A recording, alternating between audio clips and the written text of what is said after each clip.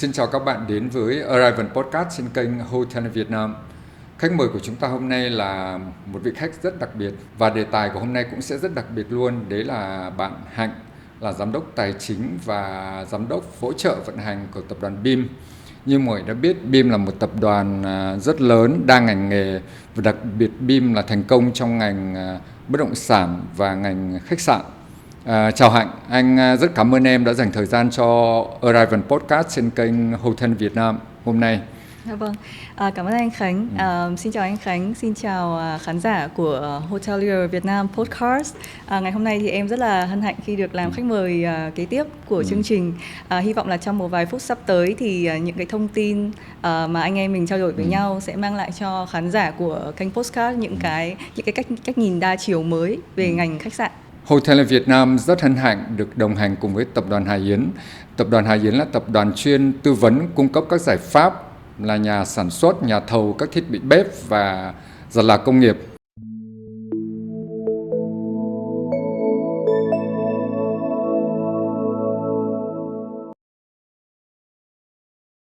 Và đặc biệt là hôm nay cái chủ đề chính là mình sẽ nói chuyện về tài chính, về development, về phát triển các dự án, rồi việc lựa chọn các nhà vận hành cho tập đoàn, mà Hạnh lại là người mà có rất nhiều kinh nghiệm về cái này. Nhưng mà trước khi nói về những cái đấy thì mình lại rất ấn tượng với bạn Hạnh này một cái là bạn còn rất trẻ, bạn học tốt nghiệp trường Kinh tế Quốc dân, sau đấy ra làm đâu có làm ngành này đúng không? Bạn ấy làm một công ty cũng rất khủng, đấy là EY, một trong 4 công ty Big Four. Và bạn cũng trong thời gian ngắn làm việc đấy bạn đã được giải thưởng cũng rất là thú vị. Nhưng anh nói hơi nhiều, nhưng anh vẫn muốn rằng em chia sẻ một chút về bản thân mình cho mọi người được không? Dạ vâng ạ. Đúng là em và khách sạn thì không phải là một cái tình yêu chủ động. Đấy là một cái duyên. Một cái duyên. Trước đây khi mà học ở trường đại học là em học về tài chính, doanh nghiệp. Em là lứa sinh viên đầu tiên tham gia cái chương trình hợp tác giữa trường Kinh tế Quốc dân với Đại học Long Beach University ở Hoa Kỳ, đưa cái chương trình giảng dạy hoàn toàn bằng tiếng Anh vào cho sinh viên tài chính. Sau khi đấy cũng là một cái bước tiền đề rất là tốt để sau này khi mà em xin học bổng và cũng như là em học ở University of Rochester thì nó cũng rất là thuận lợi. Thì khi em về thì đương nhiên là cái giấc mơ của tất cả những cái bạn mà tốt nghiệp tài chính đó là được start up được start làm việc ở một công ty của Big Four. Và công ty đầu tiên của em là Ernst & Young, EY Việt Nam. Đây cũng là một cái bước khởi điểm mà em luôn luôn biết ơn, bởi vì EY cho em cái gọi là work of ethic mà nó theo em đến gần như là đến bây giờ luôn. Và sau 2 năm em trưởng thành ở EY Việt Nam thì khi đó mình nghĩ rằng là sau 2 năm mà mình đã trải nghiệm rất là nhiều khách hàng rồi thì mình mong muốn là mình ra ngoài và mình có cơ hội để mà mình set up một cái bộ máy của riêng mình. Thì khi đó cơ hội đến với em ở một cái đơn vị tức là Seafood Club là được quản lý bởi Accor.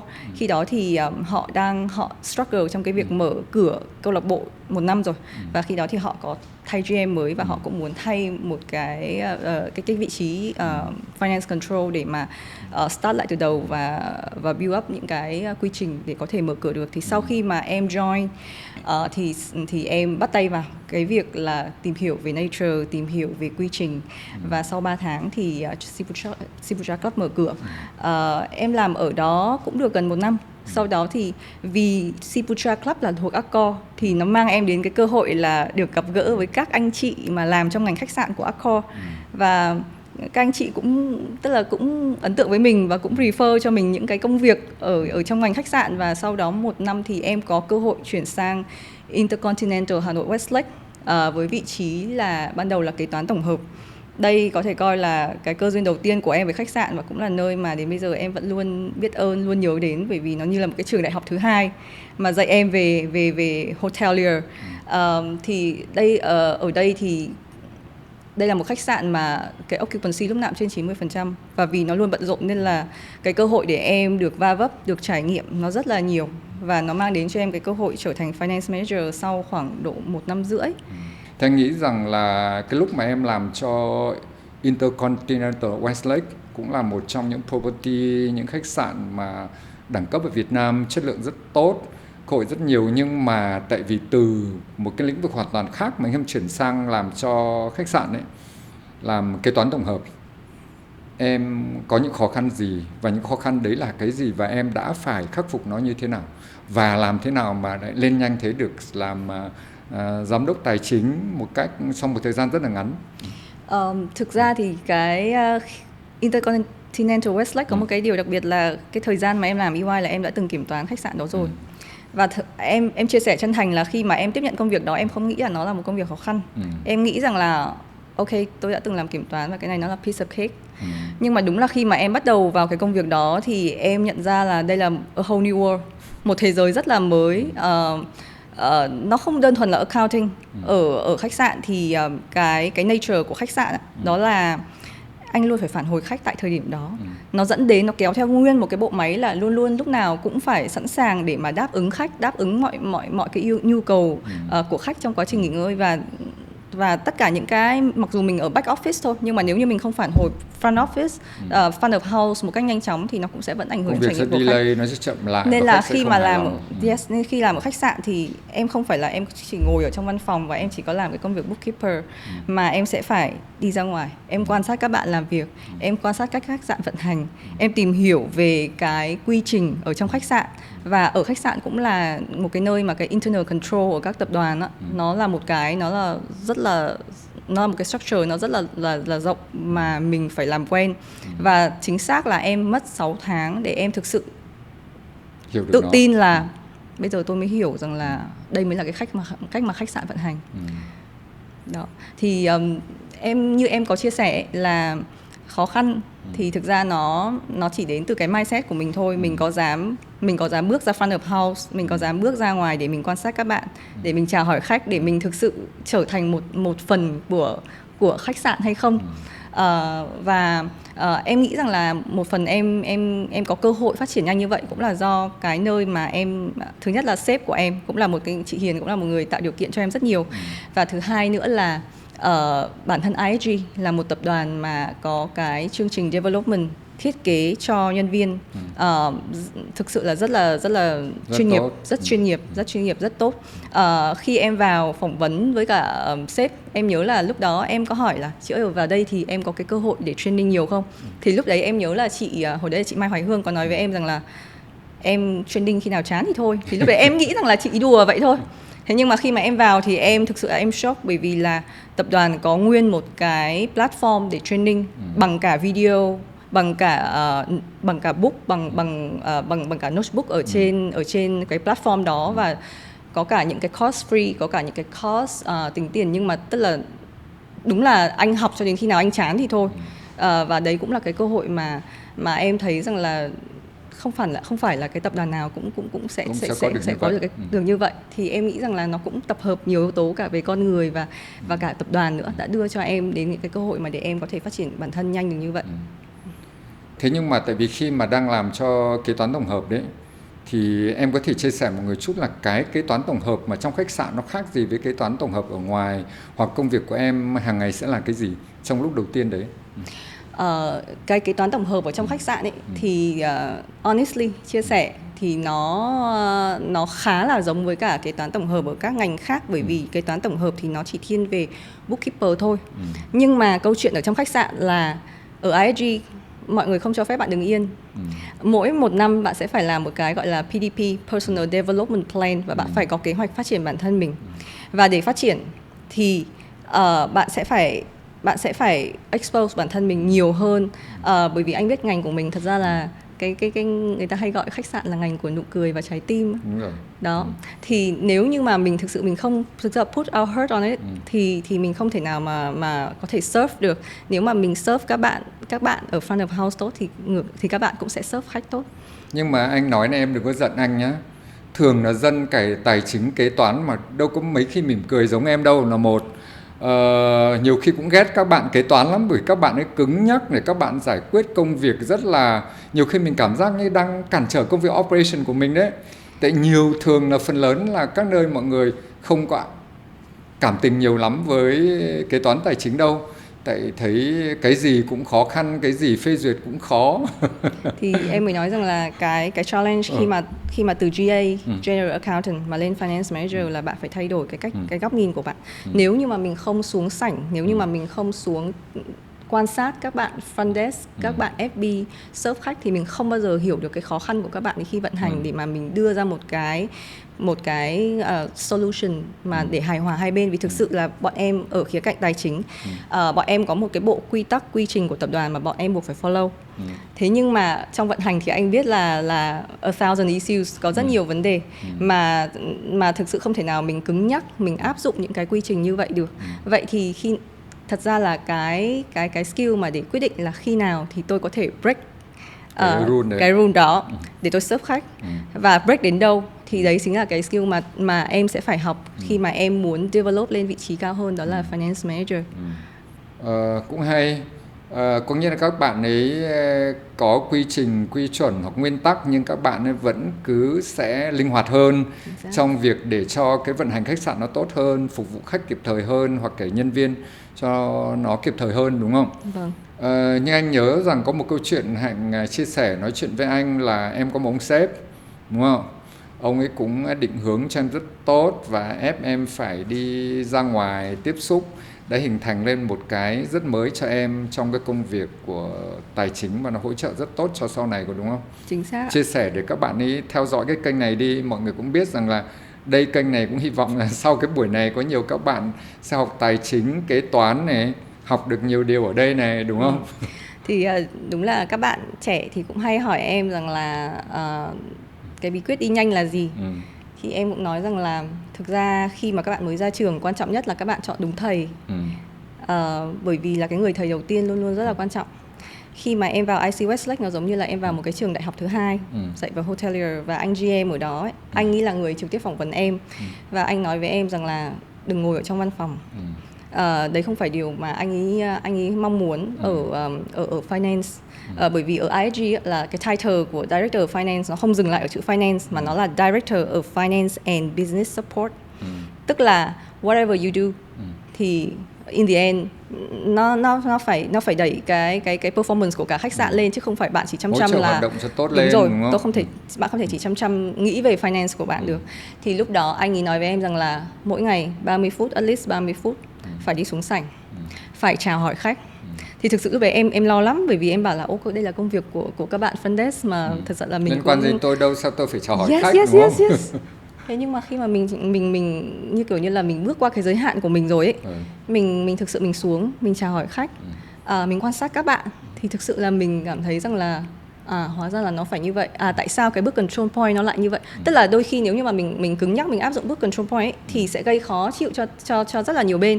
Nhưng mà khi mình xuống thì mình sẽ hiểu rằng là những cái bước kiểm soát này là nó phục vụ cái mục đích gì, và ở cái giới hạn nào mà chúng ta có thể linh động được, hoặc chúng ta sẽ sử dụng một cái gọi là một cái phương pháp thay thế để mà chúng ta vẫn đảm bảo cái kiểm soát của mình, nhưng mà vẫn không ảnh hưởng đến cái trải nghiệm của khách hàng và cái công việc của các bạn ở front of house. Thì đấy là cái điều mà em luôn biết ơn, là bởi vì là cái anh GM anh ấy thay đổi hoàn toàn cái góc nhìn và cái mindset của người làm finance. Bạn ấy xuống giao tiếp với khách, nói chuyện với khách, nhưng bạn ấy có một lợi thế rất hay là bởi vì xinh đẹp, trẻ trung, tiếng Anh tốt này, đúng không? Ngay từ ngày xưa đã học trong chương trình của trường Đại học Kinh tế Quốc dân là chương trình đặc biệt này, kết hợp cùng với Long Beach University, cho là cái khả năng giao tiếp của Hạnh rất tốt. Nhưng mà sao lúc đấy ông không bảo rằng Hạnh ơi, mày làm Director of Front Office đi, mày phụ trách Operation đi, mà tại sao lại cứ kế toán tài chính nhỉ? Mỗi người sẽ có một thế mạnh riêng. Và thường thì mọi người nghĩ rằng là front of house thì rất là exciting và back of house thì rất là boring. Thế nhưng mà thực tế ra thì công việc của bọn em nó là một cái công việc ở dưới khách sạn, nó là một công việc không hồi kết luôn. Không phải là bọn em chỉ có làm bookkeeper.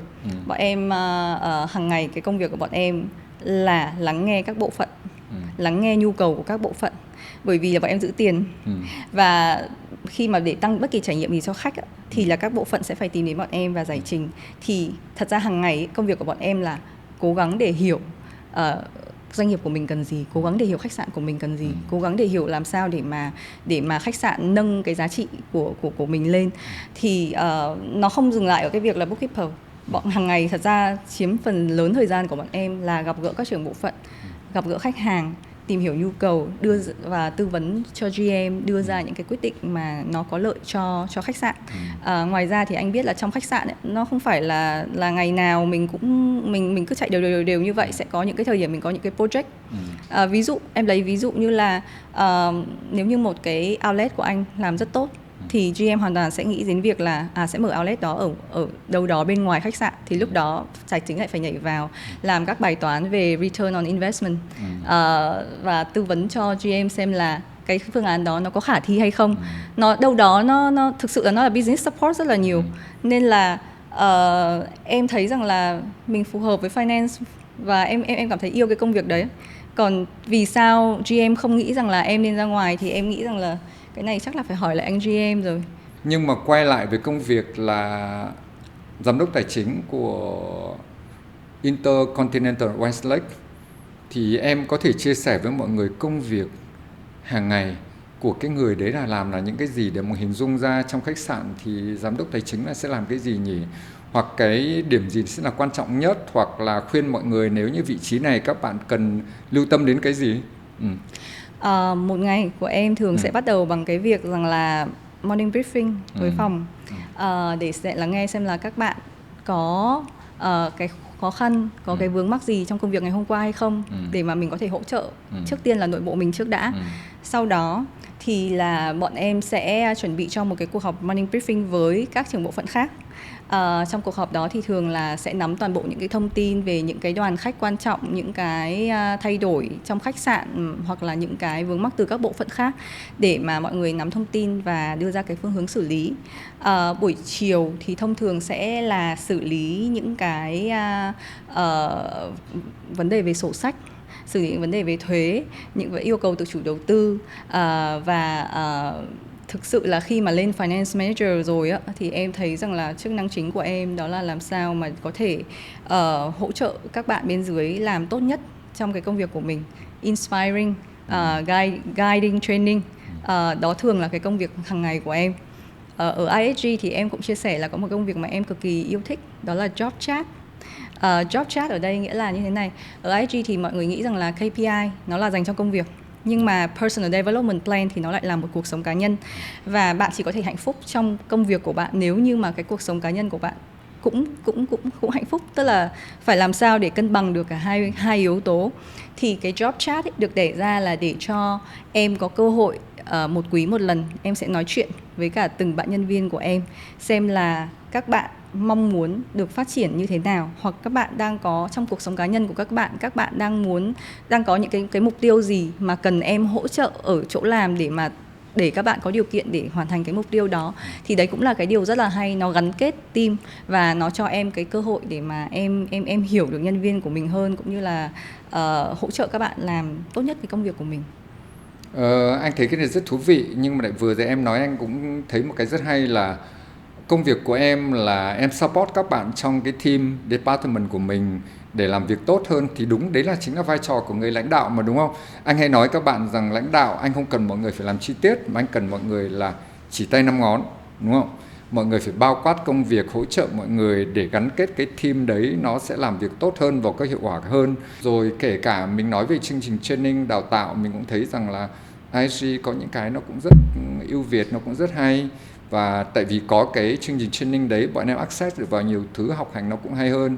Nhưng quay lại rằng là khi mà làm operation đấy, tất nhiên là tài chính, bọn em sẽ vẫn involve hàng ngày với operation, thúc đẩy sao nó tốt hơn.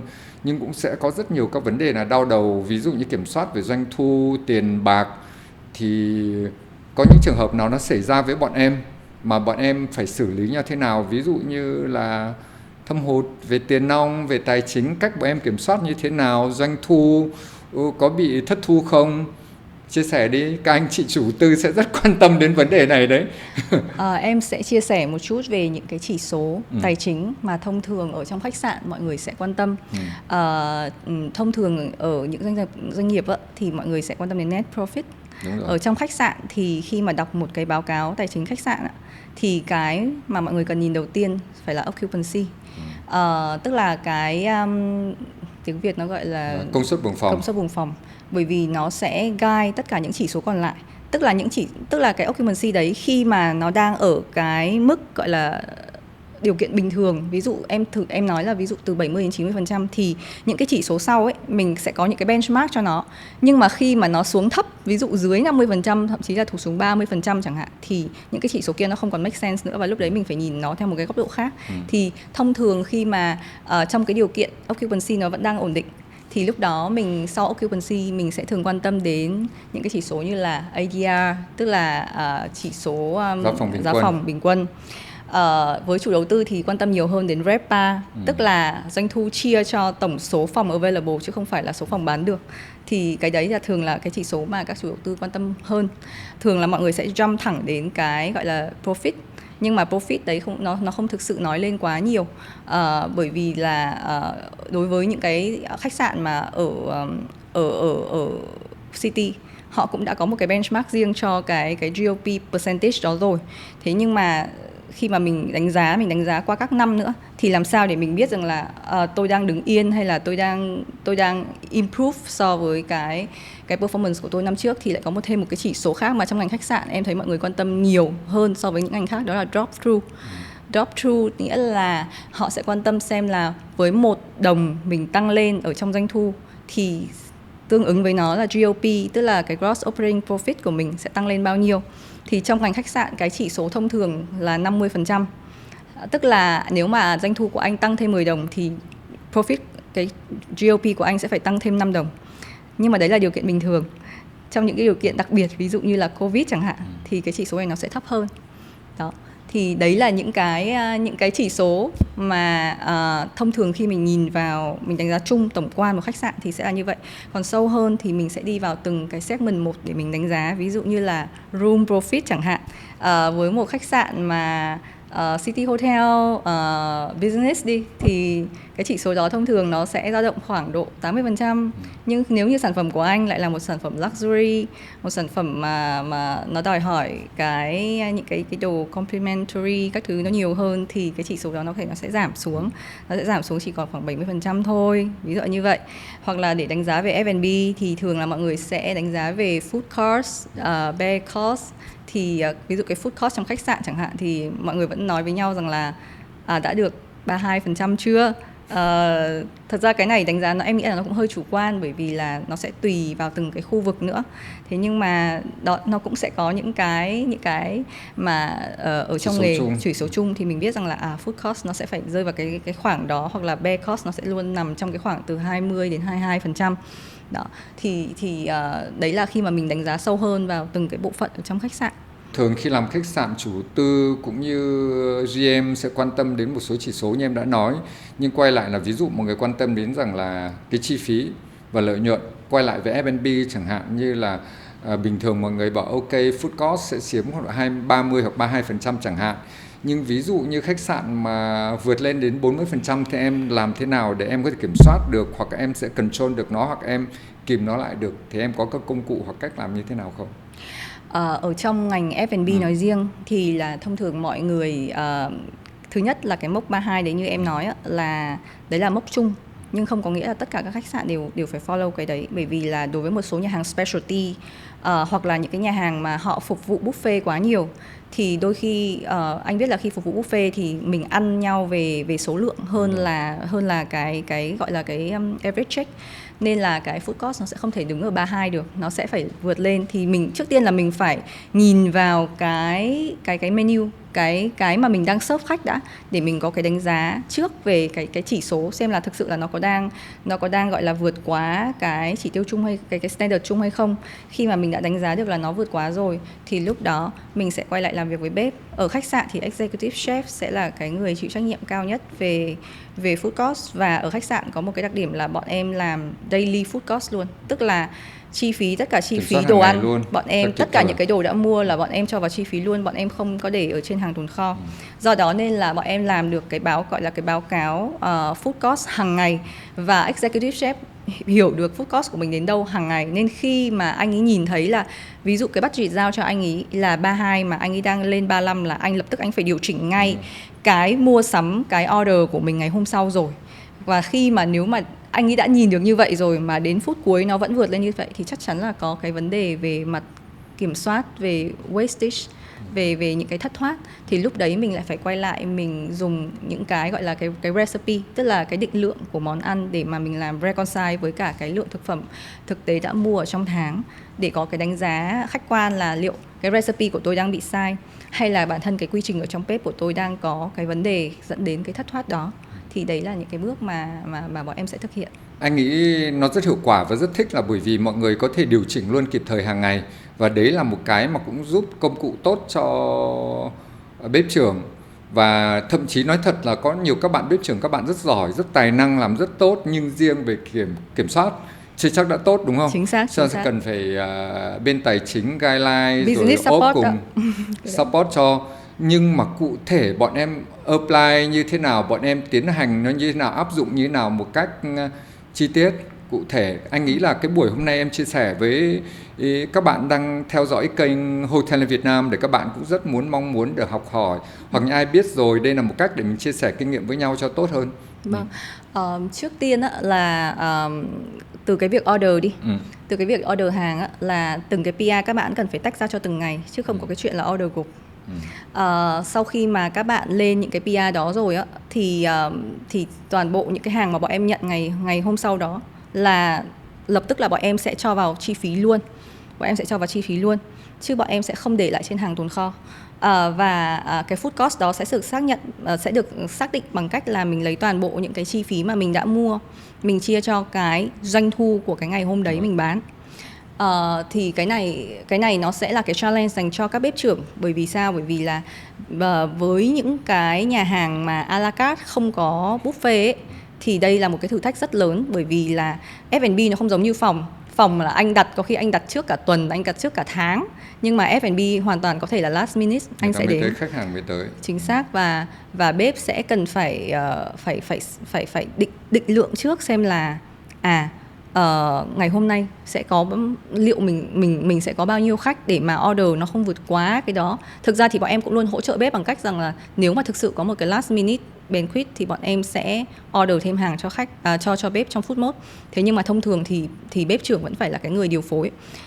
Và thực ra mình cũng không thể nào kỳ vọng rằng là ngày nào food cost của bếp trưởng cũng là 32 được đâu anh ạ. Mình sẽ phải chấp nhận có những cái ngày nó vọt lên 40, 45, nhưng mình luôn nhìn cái số chỉ số month to date chứ mình không nhìn daily. Bởi vì là chắc chắn sẽ có những cái item mà bếp buộc phải order theo khối lượng mà nhà cung cấp minimum, tức là khối lượng order tối thiểu. Tại vì khi mình order mà thấp quá thì cũng không được, họ không cung cấp cho mình, hoặc là cái giá thành nó rất cao lên, đúng không? Chính xác, thì mình vẫn phải chấp nhận. Thì thực ra là với cái mà food cost trực tiếp đó ấy, hiện tại bọn em thường áp dụng cho những cái nhà hàng mà có buffet. Bởi vì khi có buffet thì anh giải tán cái đống hàng tồn kho của anh rất là dễ. Ví dụ cái này nó lâu quá rồi thì anh có thể mang lên, anh chế biến thành một món mới cho buffet và anh đẩy đi. Thế nhưng mà với những nhà hàng a la carte thì thực ra là hiện tại có một số nhà hàng thì bọn em chấp nhận là họ sẽ quay lại phương pháp hàng tồn kho để mà họ không bị, tức là cái food cost của họ nhìn nó không quá bất hợp lý. Nhưng trong khách sạn thì có buffet rồi, nên là đa số các khách sạn của bọn em thì bây giờ theo direct expense toàn bộ. Anh có trò chuyện với một bạn, một nhân vật khá nổi tiếng trong Arrival Podcast trên kênh Hotel Việt Nam là anh Lân, là bếp trưởng đầu tiên của người Việt Nam mình làm cho khách sạn 5 sao. Anh Lân hay nói với anh rằng là sau này các tập đoàn đã đi theo một concept mới, đấy là zero food stock. Thì ISG hoặc là BIM sau này áp dụng cái có khó không, đã tiến hành nó như thế nào, làm có ổn không, có áp dụng được không. Anh Lân nói với anh là ngày xưa đầu tiên rất khó và các bếp trưởng người ta đều phản đối, nhưng sau đấy đã làm được. Thì anh muốn là em chia sẻ. Và cái thứ hai nữa, tại vì với em có mention đến việc buffet, thì cái việc buffet đấy có thể ngày hôm nay rất đông khách tới, ngày mai ít khách. Nói chung là mình cũng nó sẽ dễ là khi mình điều chỉnh cái order hàng hoặc là nhập hàng. Nhưng em chia sẻ kinh nghiệm làm thế nào để hiệu quả nhất cho mọi người về cái việc mình làm concept buffet. Trước tiên là em trả lời cái câu hỏi đầu tiên của anh Khánh. Liên quan đến cái direct expense thì thực ra với ISG cái direct expense đó là guideline của tập đoàn luôn, chứ không phải là bọn em lựa chọn. Guideline của tập đoàn không phải chỉ có mỗi trong thực phẩm đâu, mà thậm chí là cả đồ amenity lẫn đồ những cái đồ kể cả engineering thì tập đoàn cũng guideline là direct expense. Khi mà em làm việc ở trong khách sạn thì em không gặp phải trở ngại từ các bếp trưởng là họ nói rằng là tôi sẽ không áp dụng cái này đâu, bởi vì thực ra là khi mà họ đã làm cho ISG thì họ hiểu đây là cách mà ISG vận hành.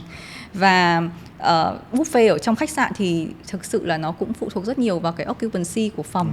Vì thường là ăn sáng khách sạn thì chỉ có khách ở trong khách sạn thôi, và khách thì đã book phòng từ một cái quãng thời gian trước rất là lâu rồi, nên thực ra cái việc mà để bếp trưởng có thể định lượng được ngày hôm sau tôi cần bao nhiêu cho đồ ăn sáng thì nó không phải là cái khó. Cái khó thử thách đối với họ thật ra là à la carte cơ, là gọi món cơ. Bởi vì là nhất là những cái giai đoạn như là Tết chẳng hạn. Tết là cái giai đoạn mà thực sự là em thấy là thử thách các bếp trưởng rất là nhiều. Thực sự là ở khía cạnh finance thì cái mà bọn em có thể hỗ trợ tốt nhất là bọn em xây dựng được cho bếp cái recipe, cái định lượng để bếp hiểu rằng là một cái món này của bếp cost là bao nhiêu, giá bao nhiêu là hợp lý. Chứ còn thực sự là nếu mà để nói rằng là anh cần phải chuẩn bị bao nhiêu packs thì thực sự cái này là cái mà hai bên cũng chiến đấu với nhau rất nhiều, chứ không phải là một cái gì đó đơn giản mà finance nói mà bếp nghe đâu. Vì bếp thì thực ra là cái mục tiêu cuối cùng của họ lại là guest experience, còn finance thì guest experience nhưng mà còn phải tốt, nhưng mà tôi quan tâm đến chi phí lợi nhuận, đúng không? Chính xác. Đối với cả bọn em với ISG thì bọn em không có gặp cái khó khăn về direct expense, nhưng mà em chia sẻ là ở trong tập đoàn BIM thì bọn em có những cái cơ sở mà F&B là standalone, tức là không dính với khách sạn, và họ sẽ gặp những cái thử thách trong cái việc là áp dụng cái direct expense này. Thì em gần đây em có trao đổi với cả một bếp trưởng thì anh ấy nói rằng là thực ra thì áp dụng thì cũng được, thế nhưng mà anh có thể làm hybrid được không? Anh bảo rằng là tức là sẽ có một số những cái đồ mà thực sự là như ví dụ tôm hùm, cá hồi, anh có thể vẫn cho nó lên hàng tồn kho được không? Thì thực ra đối với finance thì bọn em sẽ không cứng nhắc trong cái chuyện đó, bởi vì là những cái đồ đó là cái đồ hoàn toàn có thể trữ đông sâu. Bọn em có những cái tủ chuyên dụng, bọn em có thể trữ đông sâu và vẫn đảm bảo cái chất lượng của đồ ăn và có thể giữ được up to 6 tháng. Vậy thì tại sao lại phải làm khó bếp là không được, anh chỉ được order đúng bằng số lượng ngày mai anh bán thôi và anh phải chấp nhận cái giá đó của nhà cung cấp? Thì thực ra bọn em sẽ không cứng nhắc như vậy. Bọn em chấp nhận là direct expense, nhưng mà sẽ có một số item nhất định đúng không? Mình chấp nhận là quay về phương pháp hàng tồn kho, bởi vì nó cũng phù hợp với cả cái thực tế kinh doanh của mình, và nó không ảnh hưởng nhiều đến nó sẽ không có food waste ở đây, bởi vì là cái hàng đó trữ được up to 6 tháng cơ mà.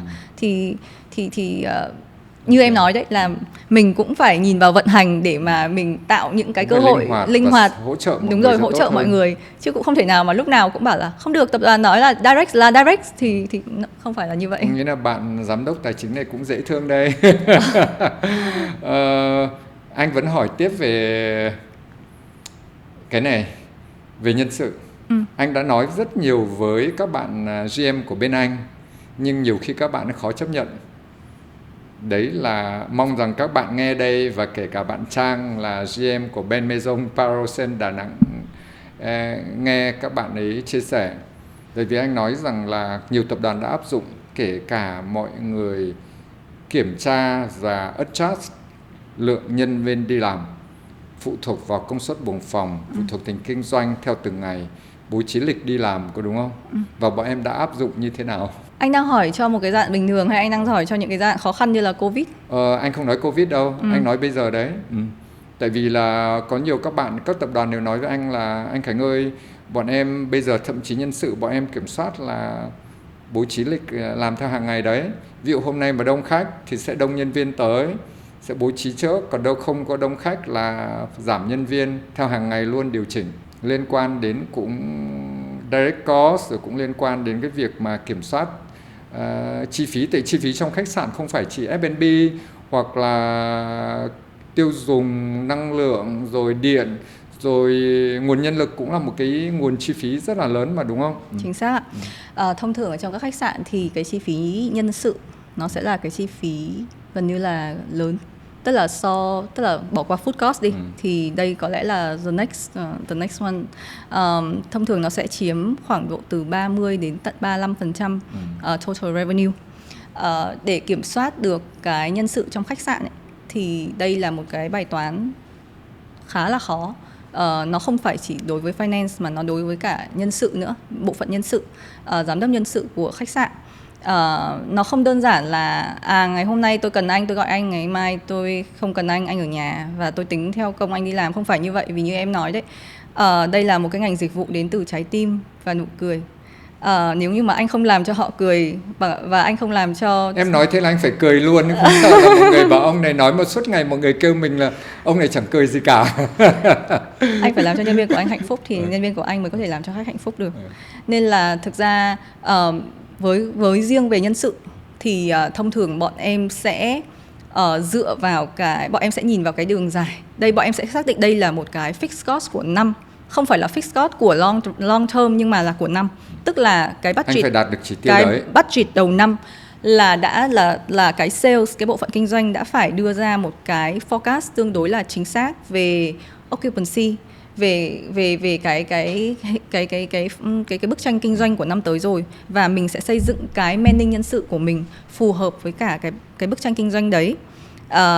Bản thân các khách sạn của em hiện tại khi họ nộp cái budget lên ấy, thì họ thường là họ sẽ xin theo cái kinh doanh đấy, nhưng mà bọn em sẽ không cho phép tuyển ào ạt, mà thông thường là tháng 1 nếu như bạn đạt budget rồi, ok, bạn có thể bắt đầu tuyển phù hợp với cả cái occupancy tháng đó của bạn. Tháng 2 bạn bắt đầu tăng lên, ok, bạn có thể bắt đầu tuyển. Nhưng mà nếu như mà một tháng nào đấy bạn đang fall gọi là below budget thì stop lại một chút và nhìn lại xem là có vấn đề gì về thị trường hay không, hay chỉ đơn thuần là cái performance của khách sạn, và liệu mình có cần phải stop cái kế hoạch tuyển dụng của mình hay không.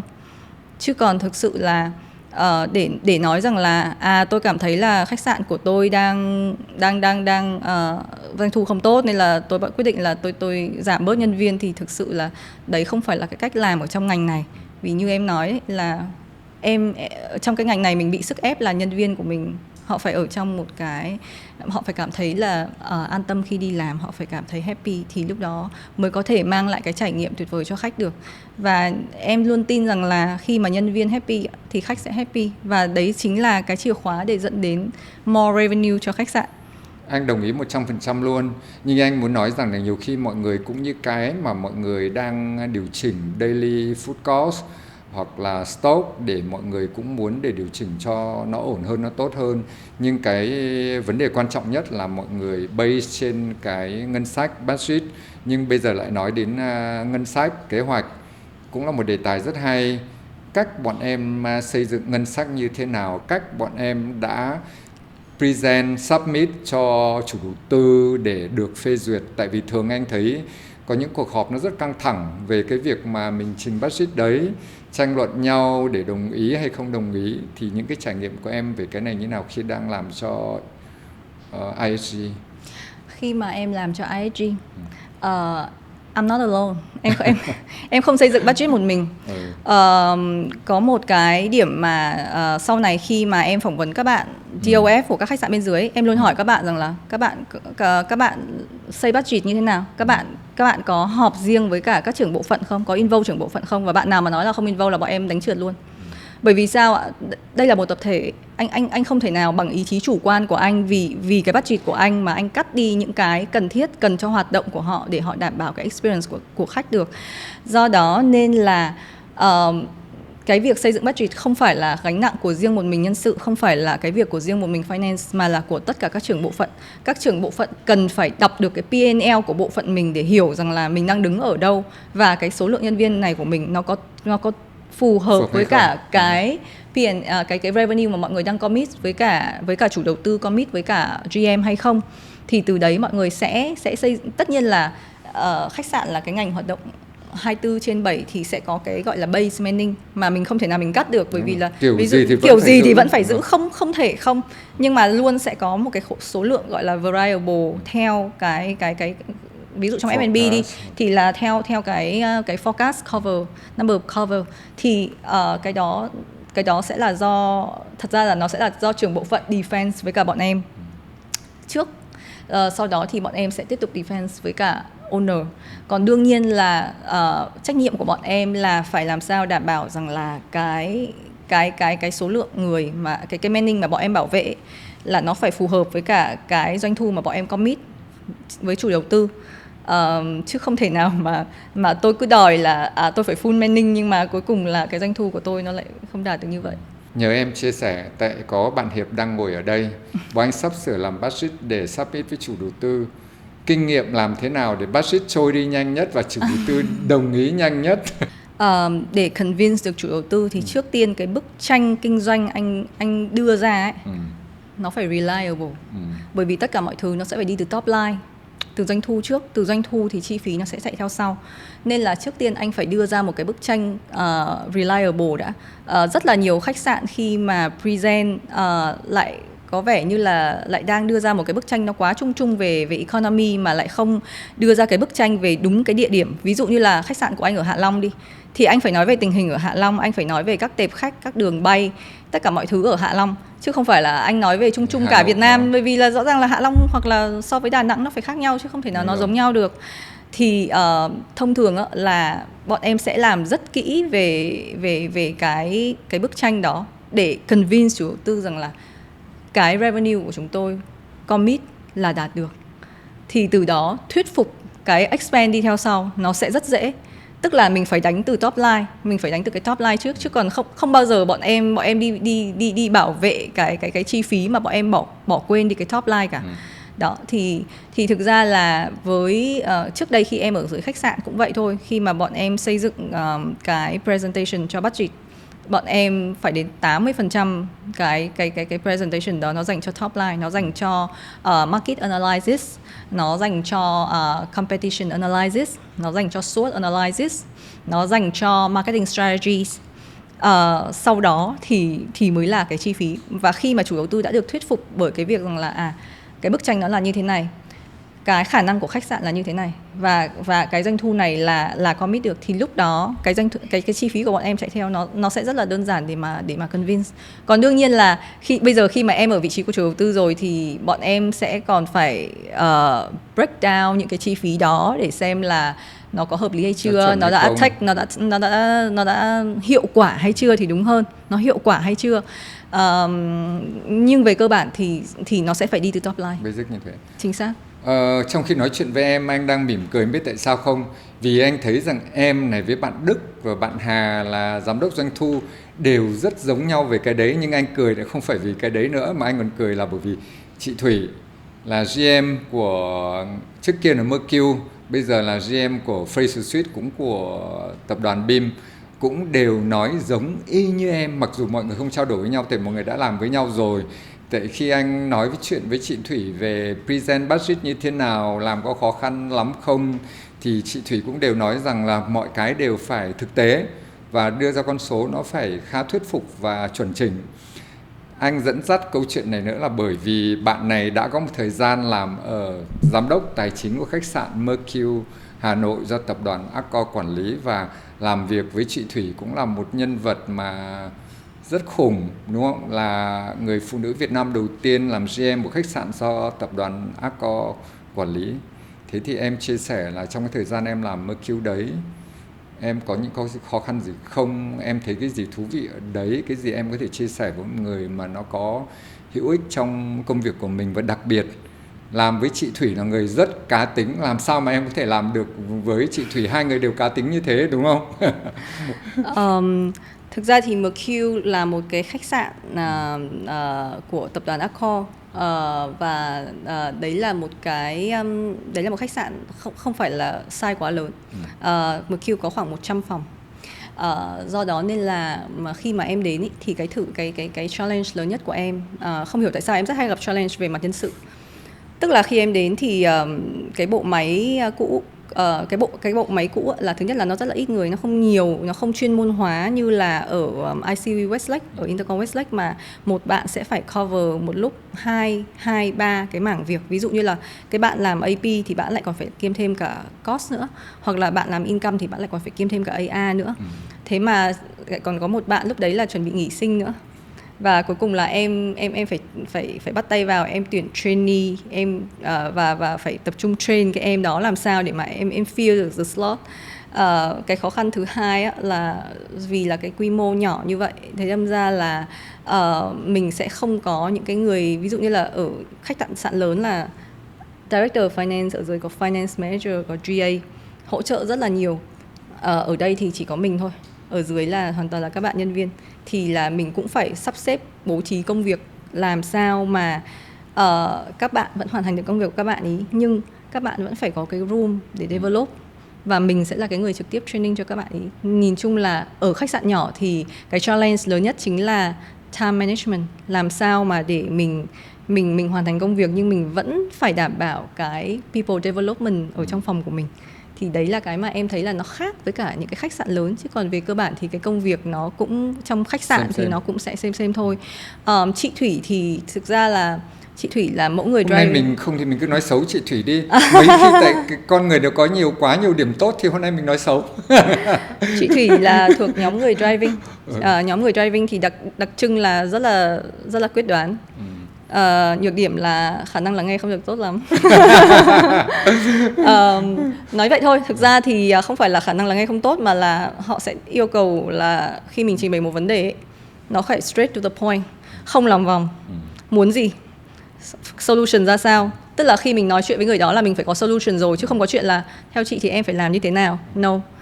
Và cái thời gian làm việc của chị Thủy thì cũng hình thành với em cái tính cách là ngay khi, tức là bây giờ người ta hay gọi theo cái ngôn ngữ là lead your boss ấy.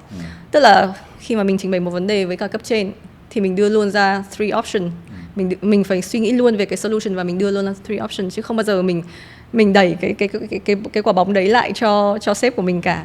Thì thực ra với chị Thủy thì vì là cái tính cách con người chị ý rất là dễ để mà gặp lần đầu là mình đã nó toát ngay lên từ cái cách chị ý nói chuyện rồi. Thì em thì thật ra em không gặp nhiều khó khăn với cả chị Thủy. Hai chị em nói chuyện với nhau rất là hợp ngay từ cái lần đầu tiên, và ngay cả trong công việc cũng thế. Tính em thì em cũng thường là nói thẳng vào vấn đề thôi, chứ em cũng không hay lòng vòng. Nên là thật ra cái thời gian mà làm với chị Thủy thì nhiều khi là em lại dành thời gian để em học xem làm nào, biết đâu một ngày nào đấy mình không biết mình có cơ hội trở thành GM được như chị Thủy hay không. Thần tượng của các em gái luôn. Nói thế thôi, thực ra anh rất thích tính cách của bạn Thủy, rất nhanh nhẹn, rất quyết đoán, rất quyết liệt, đúng không? Cho là đấy một cái mà anh cũng rất thích, và nhiều người cũng thích cái tính cách của Thủy đấy. Nhưng cái mà hay nữa là Thủy hay develop nhân viên, rồi quan tâm đến cuộc sống của nhân viên, các hoạt động nó thú vị hơn để cho mọi người cảm thấy công việc nó không boring, vẫn có một môi trường văn hóa làm việc rất là thích.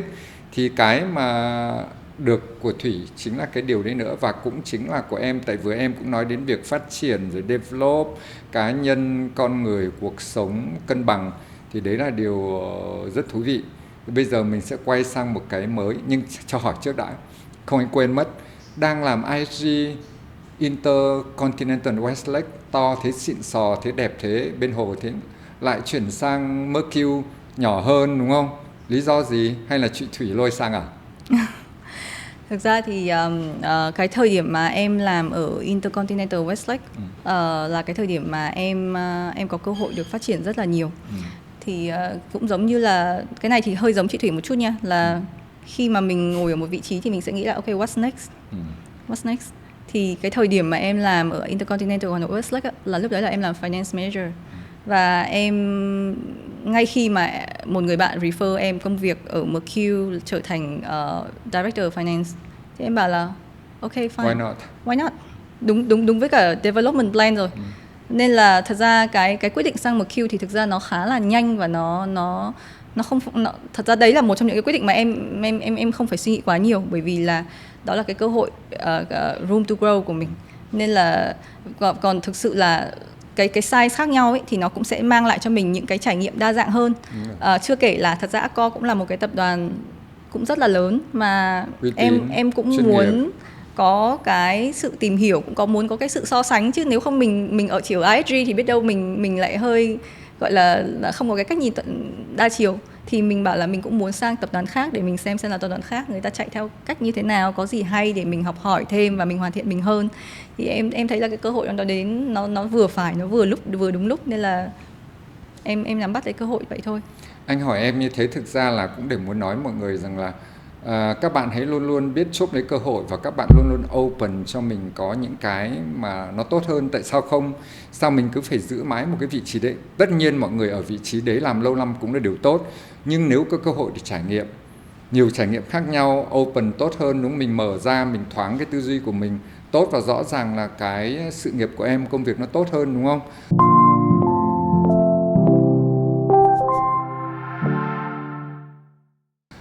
Sau khi làm Mercure thì em lại chuyển sang một cái giai đoạn mới cũng rất hay. Tại nói chuyện mọi người ai cũng nói với anh rằng là anh Khánh ơi, bọn em rất may mắn, bọn em được làm cho tập đoàn BIM. Cái văn hóa của công ty rất là thích. Rồi chủ đầu tư từ chú Việt cho đến chị Mai, anh Huy là những người rất thông minh, cư xử rất được. Và bọn em có cơ hội phát triển rất tốt. Thì sang đây Hạnh lại còn làm nhiều hơn, đúng không? Có khả năng phát triển hơn. Em chia sẻ với mọi người công việc đây em làm những cái gì mà em thấy rất thú vị ở đây. Vâng.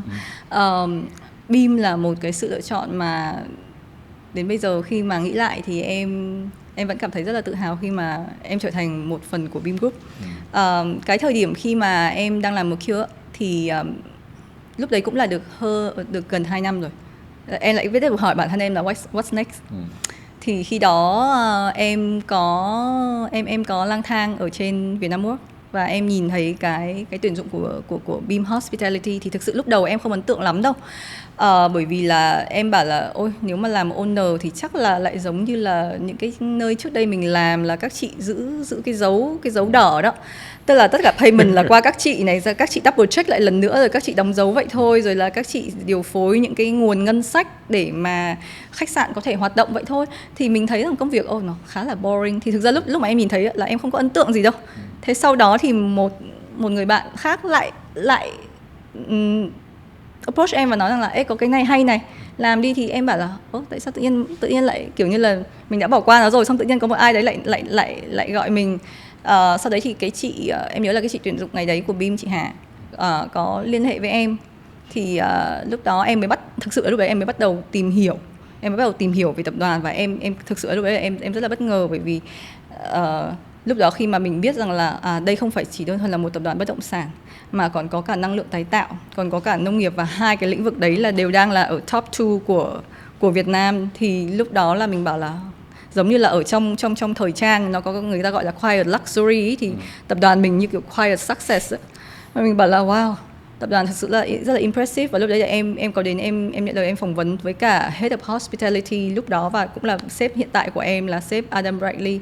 Lúc đấy em cũng rất là ấn tượng với cả sếp em, bởi vì là em không nghĩ rằng là một cái người mà đã làm ISG đến 20 năm lại nhận lời làm cho BIM Group. Mà lại làm là Vice President, đúng không? Yes. Của Tức là trước đó Mr. Adam là đã làm đến, tức là giám đốc vùng của Mid China, phụ trách một lúc 23 khách sạn pre-opening. Tức là cái con đường trong ISG của sếp em là nó rất là sáng và nó rất là rộng mở, mà em không biết tại sao mà sếp em lại trụ được ở đây, làm lại đây. quay lại chọn. Thì rõ ràng là tập đoàn phải có một cái gì đấy níu chân, tức là hấp dẫn với cả anh Adam. Thì khi mà em tham gia cái buổi phỏng vấn của anh ấy, cuộc phỏng vấn đấy thật ra là nó rất là nhanh anh ạ, có 30 phút thôi. Nó trôi rất là nhanh luôn. Bởi vì là hai người bắt sóng nhau rất là nhanh. Và em vẫn còn nhớ cái điểm mà em nhớ nhất khi mà em nói chuyện với cả anh Adam ấy. Anh ấy nói rằng là đừng bao giờ nghĩ rằng là làm chủ đầu tư thì bạn đứng ở vị trí này và đây là các khách sạn của bạn, mà ngược lại, các khách sạn nó ở đây và bạn ở đây, bạn nâng nó lên. Tức là ở cương vị của chủ đầu tư ấy, bạn phải làm sao mà mỗi một GM, mỗi một nhân viên khách sạn sẽ phải hoàn thành, sẽ take the best out of it. Tức là họ sẽ luôn làm với cả 100% cái sức của mình, làm sao để họ làm công việc của họ một cách tốt nhất, chứ không phải là mình kìm hãm, không phải là mình quản thúc, không phải là tư duy của anh Adam rất hay, rất đúng luôn. Và sau này khi mà em sau khi phỏng vấn xong với bác Adam thì em cũng được có cơ hội phỏng vấn với cả sếp Mai là phó chủ tịch tập đoàn. Thì sếp cũng cái tư duy của sếp lúc khi đó cũng là nếu mà chúng ta đã mất công tuyển một tập đoàn, ký hợp đồng với cả một cái đơn vị quản lý uy tín người nước ngoài rồi, thì chúng ta không có microfinance nữa, chúng ta không có đi lặp lại công việc của người ta nữa. Chúng ta phải tìm cách làm sao để kiểm soát nhưng không ảnh hưởng đến vận hành, và làm sao để hỗ trợ để họ có thể làm tốt nhất có thể và để mang lại cái giá trị cho khách sạn. Và cái câu mà giá trị cho khách sạn đó là cái mà nó thực sự nó thay đổi mindset của mình. Vì trước đây khi ở dưới khách sạn thì mình chỉ nghĩ về internal control, mình chỉ nghĩ về net profit vậy thôi. Thế nhưng mà khi mà nói về hotel value, nó còn là cái sự phát triển bền vững nữa. Tức là làm sao mà để 20 năm nữa thương hiệu của tôi nó vẫn đứng vững ở trên thị trường. Thì đấy là cái mà nó thay đổi mindset của em hoàn toàn. Và lúc đấy thì mình bảo là wow, đây chính xác là cái nơi mà mình có thể cống hiến, có thể phát triển.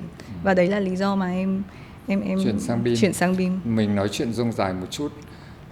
Em có biết không, anh Adam anh đã chọn đã đúng, tại vì có buổi anh nói chuyện với chị Mai không phải một lần, mấy lần, để chị Mai đều nói rằng anh Adam rất thông minh, anh làm rất hiệu quả và anh cũng đem lại cái doanh thu và lợi nhuận rất tốt cho tập đoàn BEAM, đúng không? Có nghĩa là không những là anh ấy đúng, chọn đúng này, làm môi trường đúng này, và cái hay là chủ tư người ta nhìn nhận rất tốt về vấn đề này.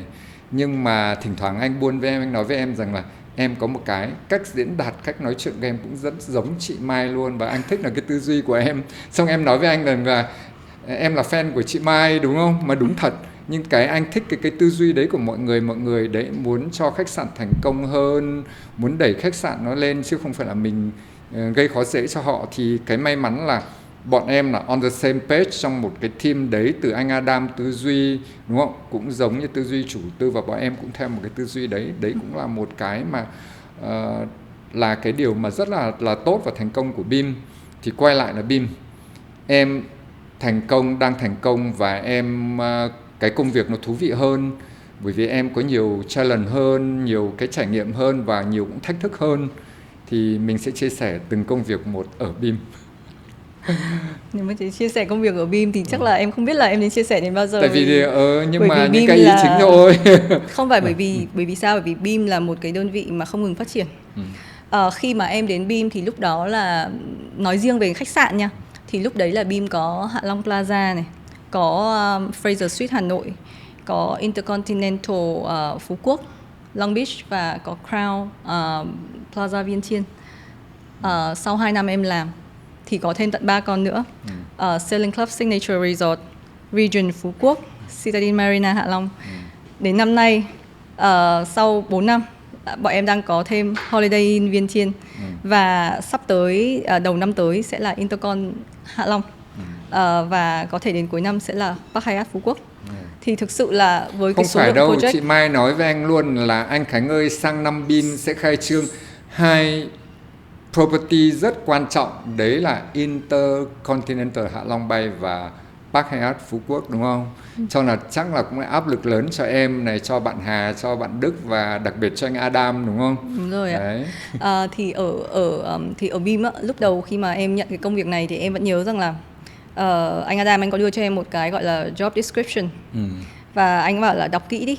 Thế xong em nói rằng là không, cái này là tôi đã đọc kỹ rồi, bởi vì là trước khi đến buổi phỏng vấn là tôi đã đọc ở trên Vietnamworks rồi.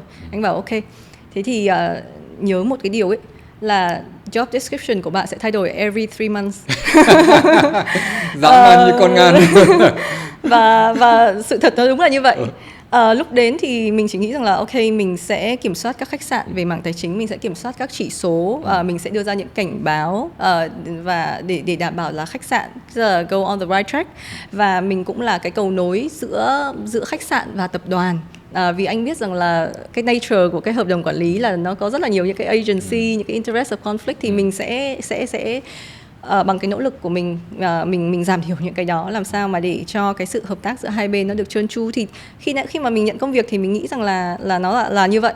Thế nhưng mà sau đó thì nó không đơn giản như vậy, nó còn BEAM liên tục ký những cái hợp đồng quản lý khách sạn mới, và em sẽ là cái người review, đàm phán tìm đối tác, đàm phán những cái điều khoản commercial, và cùng với cả bên pháp chế thực hiện hoàn thành những cái hợp đồng đó để tức là đưa cái dự án đó vào thực tiễn. Sau đấy thì bọn em lại tiếp tục có những, ở Beam thì có cái đặc thù là bọn em thường phát triển những cái dự án mang tính hỗn hợp, tức là không đơn thuần là bọn em xây một khách sạn và bọn em mời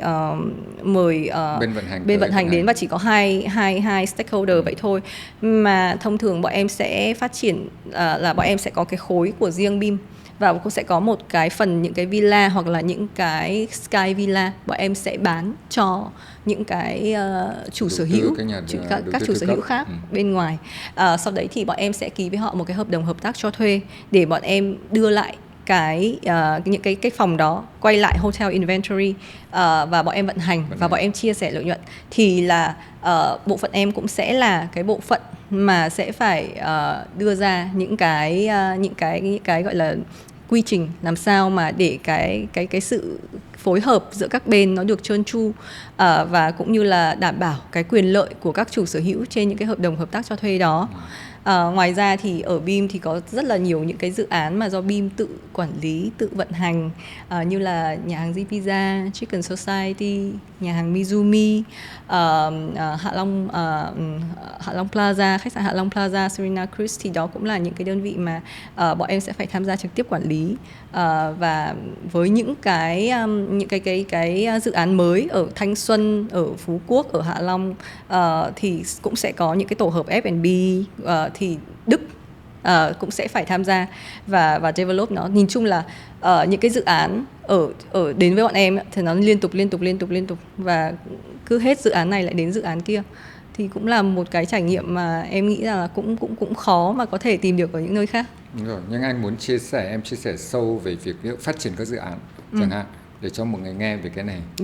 Đây cũng là cái câu chuyện mà em bản thân em cũng rất là hay trao đổi với anh Khánh, là khi mà em bắt đầu bước vào cái quá trình tìm kiếm đối tác làm hợp đồng thì em thấy rằng là đây là một cái hành trình thực sự cũng rất là thú vị, từ cái bước là làm sao để tôi chọn được một cái operator phù hợp. Ở Beam thì như anh biết là bọn em không xây một cái khách sạn đơn lẻ. Bọn em có 2 khu phức hợp rất lớn là Phú Quốc Marina và Hạ Long Marina, đều rộng từ 150 đến hơn 200 hecta. Thì ở đó bọn em không phải chỉ có một khách sạn, bọn em sẽ có khoảng độ từ 2 đến 3, 4, 5, có thể 5 khách sạn trong tương lai.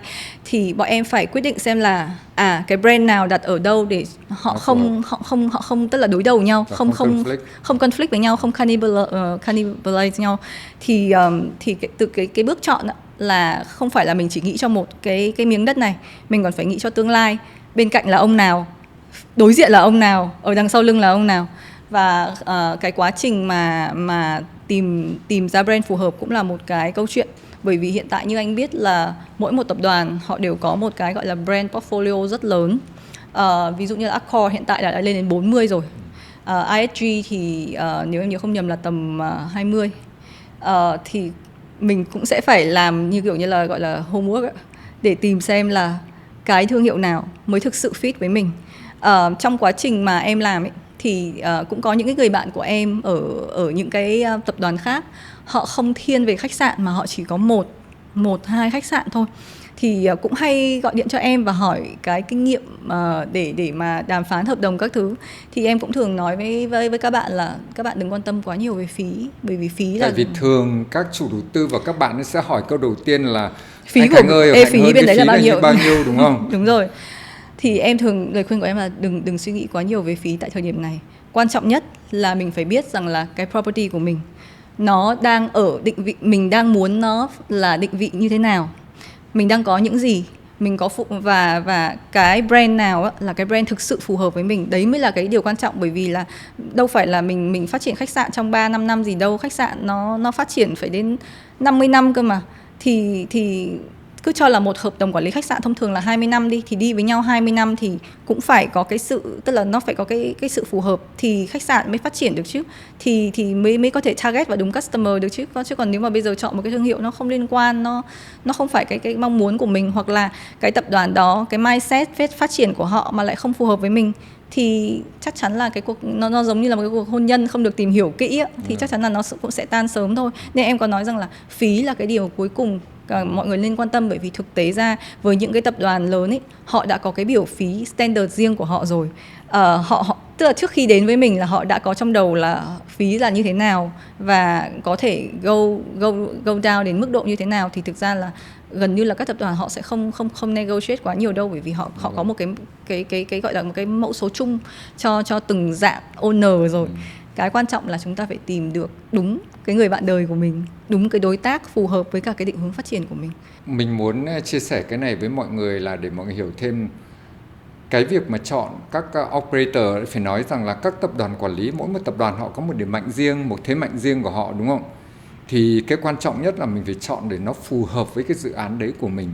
Tại vì có những cái tập đoàn người ta chuyên là quản lý về các khu resort, hoặc các tập đoàn họ sẽ điểm mạnh người ta làm về các city hotel, hoặc người ta làm về service, các khách ở lâu dài chẳng hạn. Thì mỗi một tập đoàn đấy có một điểm mạnh riêng, thì mọi người phải nên để ý và chú ý chọn cái nào cho đúng. Đấy là cái mà Hạnh đang muốn chia sẻ với mọi người, và mình nghĩ là qua câu chuyện này nó rất là hữu ích cho những người đang theo dõi kênh Hotel Việt Nam, và đặc biệt là các chủ đầu tư. Ta anh còn hay gặp nữa, các chủ đầu tư là đến gặp rồi hỏi, và mọi người sẽ nói rằng là anh đang có dự án này, anh muốn như này hỏi, thì mình cũng hay chia sẻ với mọi người các thông tin. Thì mình thấy là mọi người bảo ok, thế mọi người hiểu rồi, mọi người có thể làm được, tự làm. Nhưng anh nói thật, qua cái buổi nói chuyện này, tại anh nói chuyện với Hạnh, anh thấy rất thú vị là vì có nhiều cái anh em mình tư duy giống nhau, và nó đang đúng là không phải tự nhiên mọi người cảm thấy mọi chuyện nó rất dễ dàng, đúng, có thể làm được luôn, đúng không? Em chia sẻ chắc là nghe nó sẽ khách quan hơn là anh chia sẻ với mọi người. Anh cũng muốn là những thông tin mình đưa ra rất hữu ích cho các chủ đầu tư ở đây. Về brand nha, thì để thường là em sẽ chia sẻ với cả mọi người về tức là em thấy là thường là mọi người hay approach bằng cách là cái brand này nó có 5 sao không? Đấy, tức là với những người không ở trong ngành á, thì mọi người sẽ hay hỏi là cái này có 5 sao không? 5 sao 4 sao ở 4 sao thì thôi, 5 sao anh thích 5 sao kiểu như vậy. Thế nhưng mà thực ra thì cái khái niệm 4 sao và 5 sao nó đã rất là out of date ở trên thế giới từ em nghĩ là phải 20 năm nay là mọi người không có dùng cái khái niệm đấy nữa rồi. Cái 5 sao bây giờ thực sự nó chỉ là một cái tiêu chuẩn của riêng Bộ Văn hóa Thể thao Du lịch của Việt Nam thôi, là một cái giấy chứng nhận mà mình cần phải có thôi. Nhưng mà để khi mà phân loại brand ở trên đối với các brand lớn trên thế giới là bây giờ mọi người không có dùng cái khái niệm đó nữa, mà mọi người sẽ dùng những cái khái niệm như là economy hotel này, low budget low scale này, mid scale này, rồi từ mid scale lại có cả gọi là upper mid scale, upper mid scale rồi mới lên đến upscale, sau đấy lại có upper upscale, rồi trên upper upscale thì lại có luxury, sau luxury lại có ultra luxury nữa. Thì thực sự là để mà study những cái brand này là mọi người cũng nên bỏ thời gian ra, chứ đừng, hoặc là nên thuê một bên tư vấn để tư vấn, tức là họ sẽ làm giúp mình cái công việc rằng là lọc, tức là hiểu được cái nhu cầu của mình, hiểu được cái property của mình đang có cái gì. Ví dụ như là anh đang xây một cái property mà phòng của anh mỗi phòng nó chỉ có từng này mét vuông thôi, mà trong khi tiêu chuẩn của cái brand đó nó là lớn hơn, thì anh không thể nào anh cứ đâm đầu vào anh mong muốn ký cái brand đó được. Thì cái bên tư vấn họ sẽ giúp anh trong cái việc là định vị lại cái property anh đang có. Còn đương nhiên nếu như mà anh chưa xây thì nó là câu chuyện khác nha. Nhưng mà nếu mà anh đã xây rồi thì bên tư vấn sẽ giúp anh nhìn được là với cái property hiện tại thì nó sẽ phù hợp với cái range brand nào, để mình narrow nó lại, mình shortlist nó lại.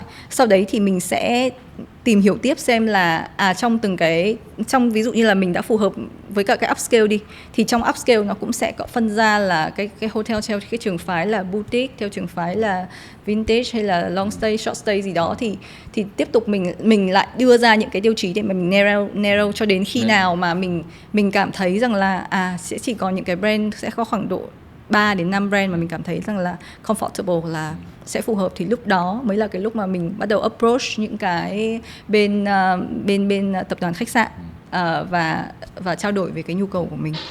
Đó. Có một đề tài nữa sẽ rất thú vị, anh sẽ nói với em sau đây để em chia sẻ, nhưng tại anh muốn quay lại nói về cái sao một chút. Có thể mọi người nghe thấy cảm thấy Hạnh nói nó hơi sốc, nhưng chẳng sốc tí nào đâu, tại vì rất đơn giản này.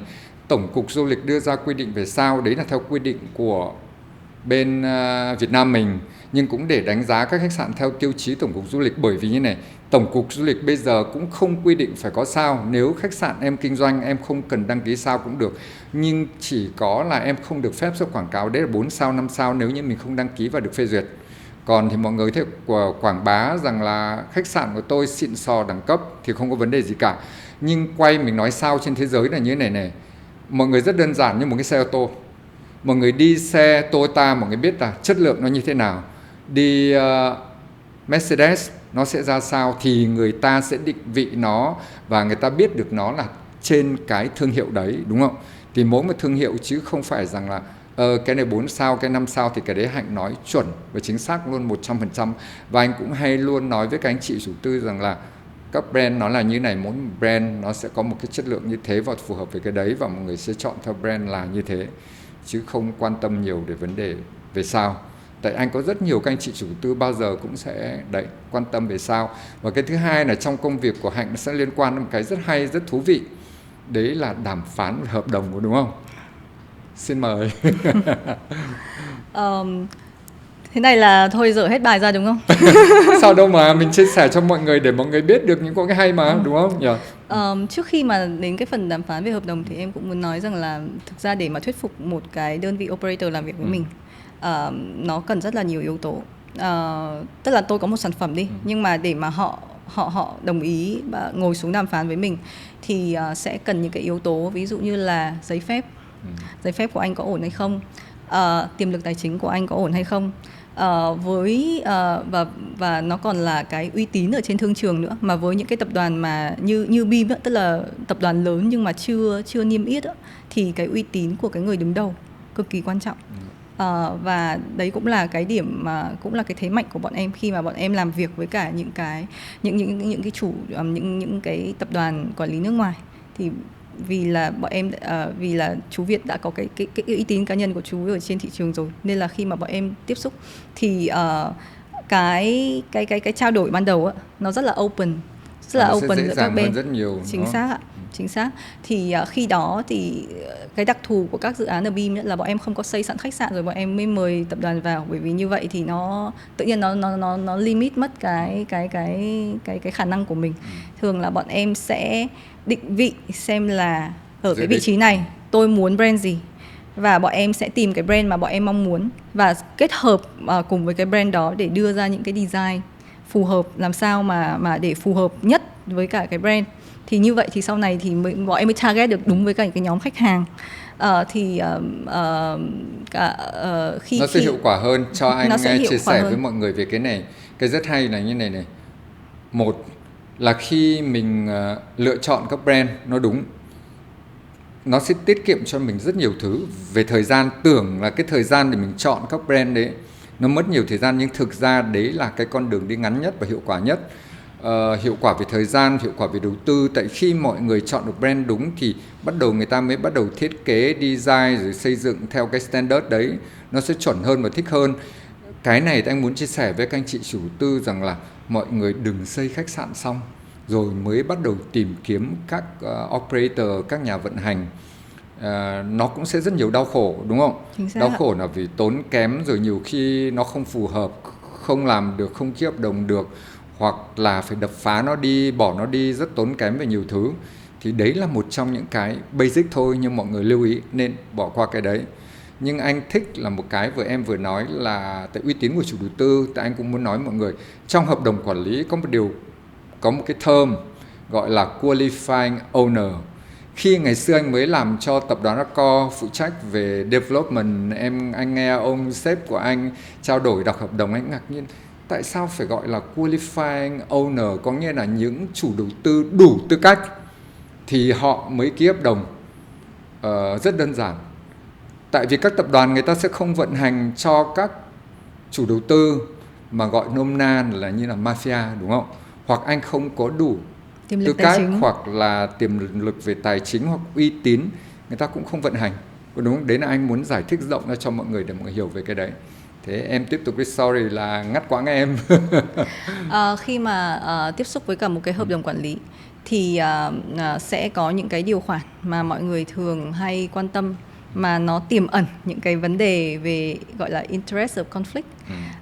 Tại sao lại có interest of conflict? Bởi vì là khi mà anh không tự quản lý tài sản của anh thuê một ai đó đến quản lý hộ anh, thì anh sẽ luôn mong muốn họ là họ sẽ phải mang lại cái giá trị cao nhất cho cái tài sản đó. Nhưng đâu đó trong quá trình vận hành, nếu như mà không có những cái guidance rõ ràng thì rất là dễ để họ một cái phút giây nào đấy họ lại act, tức là họ sẽ vì cái lợi ích của bản thân họ hơn chứ không phải là vì lợi ích của chủ vì đầu lợi tư. ích. Nói là chủ đầu tư không đúng, mà là như Thực sếp ra em có nói là họ càng hotel dễ value. dãi. Hotel value tức là hai bên phải cùng nhìn nhận rằng là cả hai sẽ cùng phải hướng về cái hotel value đó. Thì khi đó ấy, thực ra với cái hợp đồng của các tập đoàn lớn thì em cũng chia sẻ là họ có một cái đội gọi là legal ở nước ngoài, họ build up lên, họ develop cái hợp đồng đó. Và thực ra cái cơ hội mà để mình điều chỉnh các điều khoản nó sẽ không hề dễ dàng. Em xin phép được chia sẻ là khi mà nhất là đối với cả khi mà bọn em làm với cả Hyatt ấy, thì cái cơ hội mà để bọn em tức là thay đổi một cái điều khoản ấy, là bọn em phải chứng minh rất nhiều về cái alternative mà tôi sẽ thực hiện để mà tôi đảm bảo cái yêu cầu của bạn. Vì họ có một cái team gọi là team legal ở Mỹ, mà anh biết là ở Mỹ thì cái luật của nó rất là chặt chẽ. Nên là khi mà họ thay đổi bất kỳ một cái điều khoản gì trong hợp đồng á, là nó không phải chỉ có mỗi cái anh giám đốc vùng ở đây anh ấy có thể bảo là ok tôi đồng ý thay đổi, mà họ sẽ phải come back lại headquarter legal để mà họ thuyết phục cả bên đó nữa. Thế nên là thực ra khi mà thực hiện những cái hợp đồng đó ấy, thì sẽ chỉ có thường ấy là cái cơ hội thay đổi ấy, nó chỉ hay nằm ở những cái chỉ số về ví dụ như là những cái hạn mức mà mình sẽ phân quyền cho GM này, phí quản lý này, hạn mức mà có thể duyệt chi ngân hàng này, các cái điều khoản liên quan đến cái quỹ thay thế đồ thiết bị, FF&E, điều khoản về bảo hiểm. Tức là bảo hiểm thì thực ra là không thể nào anh bớt đi của người ta được, nhưng mà sẽ có những cái lúc mà mình sẽ trao đổi về cái hạn mức, bởi vì là cái khung hợp đồng chung của họ ấy, thì đôi khi là họ áp dụng với cả ở Mỹ nữa. Ở Mỹ thì thực ra là cái hạn mức cái nó sẽ không phù hợp nó với cao Việt lắm, Nam. nó cực kỳ cao. Thì khi mà về đây thì mình cũng sẽ đưa ra những cái phản biện riêng của mình để mình nói rằng là mức này đối với thị trường Việt Nam là phù hợp. Thì đó cũng là những cái mà mình sẽ đàm phán cũng như là trao đổi trong quá trình làm việc với cả bên vận hành. Anh còn nhớ là chị Mai còn nói với anh là anh Khánh ơi, có những hợp đồng là mất cả 1 năm trời mới đàm phán xong để ký hợp đồng quản lý. Thì quay lại tại vì muốn chia sẻ với các anh chị chủ đầu tư để mọi người hiểu, các tập đoàn người ta có những cái nguyên tắc và có những cách làm việc của họ. Có những cái thay đổi được và không thay đổi được. Như ngày xưa khi anh làm là ông sếp trực tiếp của anh, ông là phó chủ tịch tập đoàn của vực châu Á và châu Á Thái Bình Dương, tức gọi là Senior Vice President Accor Asia và Asia Pacific. Nhưng khi đã thay đổi các điều khoản trong hợp đồng đấy, vẫn phải refer lại cái legal team đấy. Có nghĩa là cái đội đấy họ sẽ là người chỉnh sửa hợp đồng, chứ không phải là ông đấy. Thế lúc anh ấy mới hiểu ra nó sẽ quan trọng như thế nào. Cho nhiều khi mọi người nghĩ là sao nó mất nhiều thời gian thế, tại sao nó phải như thế này, đúng không? Thì để mọi người cũng hiểu hơn rằng là cho nhiều khi các anh chị chủ đầu tư nghĩ rằng là ký hợp đồng nhanh không, mà thực ra nó mất rất nhiều thời gian, đúng không? Và ngoài ra thì là có một số những cái điều khoản trong hợp đồng mà đôi khi là mình đọc không kỹ thì mình sẽ hiểu nó theo một cái hướng khác. Thì thực ra cái thời gian đàm phán nó lâu ấy, thực ra cũng không phải là cái gì nó gọi là negative, nó gọi là bad things đâu. Thật ra nó giống như là anh dành nhiều thời gian hơn để anh tìm hiểu một cô gái trước khi anh kết hôn thôi. Thì thật ra là tìm hiểu càng kỹ thì em nghĩ rằng là sau này sẽ càng đỡ vướng mắc hơn. Sẽ có những cái điều khoản ở hợp đồng, tức là cái kiểu viết hợp đồng á, là thường là mọi người rất hay viết theo cái kiểu là overall, tức là cái ngôn từ nó sẽ không phải là nó trúc chắc mà là nó có thể hiểu theo nhiều nghĩa. Thì đôi khi cái thời gian mà mình dành mình tìm hiểu nhau á, chính là những cái lúc mà mình verify lại cái cách hiểu của mình trong hợp đồng. thường thì là cái term trong hợp đồng thì nó không thay đổi được, nhưng mà bọn em sẽ verify bằng những cái external emails hoặc writing thôi, nhưng mà để bọn em confirm lại là đây có đúng là cái cách mà họ hiểu giống như là em hiểu hay không. Bởi vì anh hiểu rằng là khi mà mình đã mời một tập đoàn đến quản lý là mình trao tài sản cho họ. Và đây là cái rất là painful mà rất là nhiều chủ đầu tư bên ngoài là em thấy là không sẵn lòng trao đâu nha. Tức là chưa có mặc đủ, dù vẫn muốn ký hợp đồng, vẫn muốn ký hợp đồng nhưng mà không đủ niềm tin với nhau, không đủ niềm tin với nhau.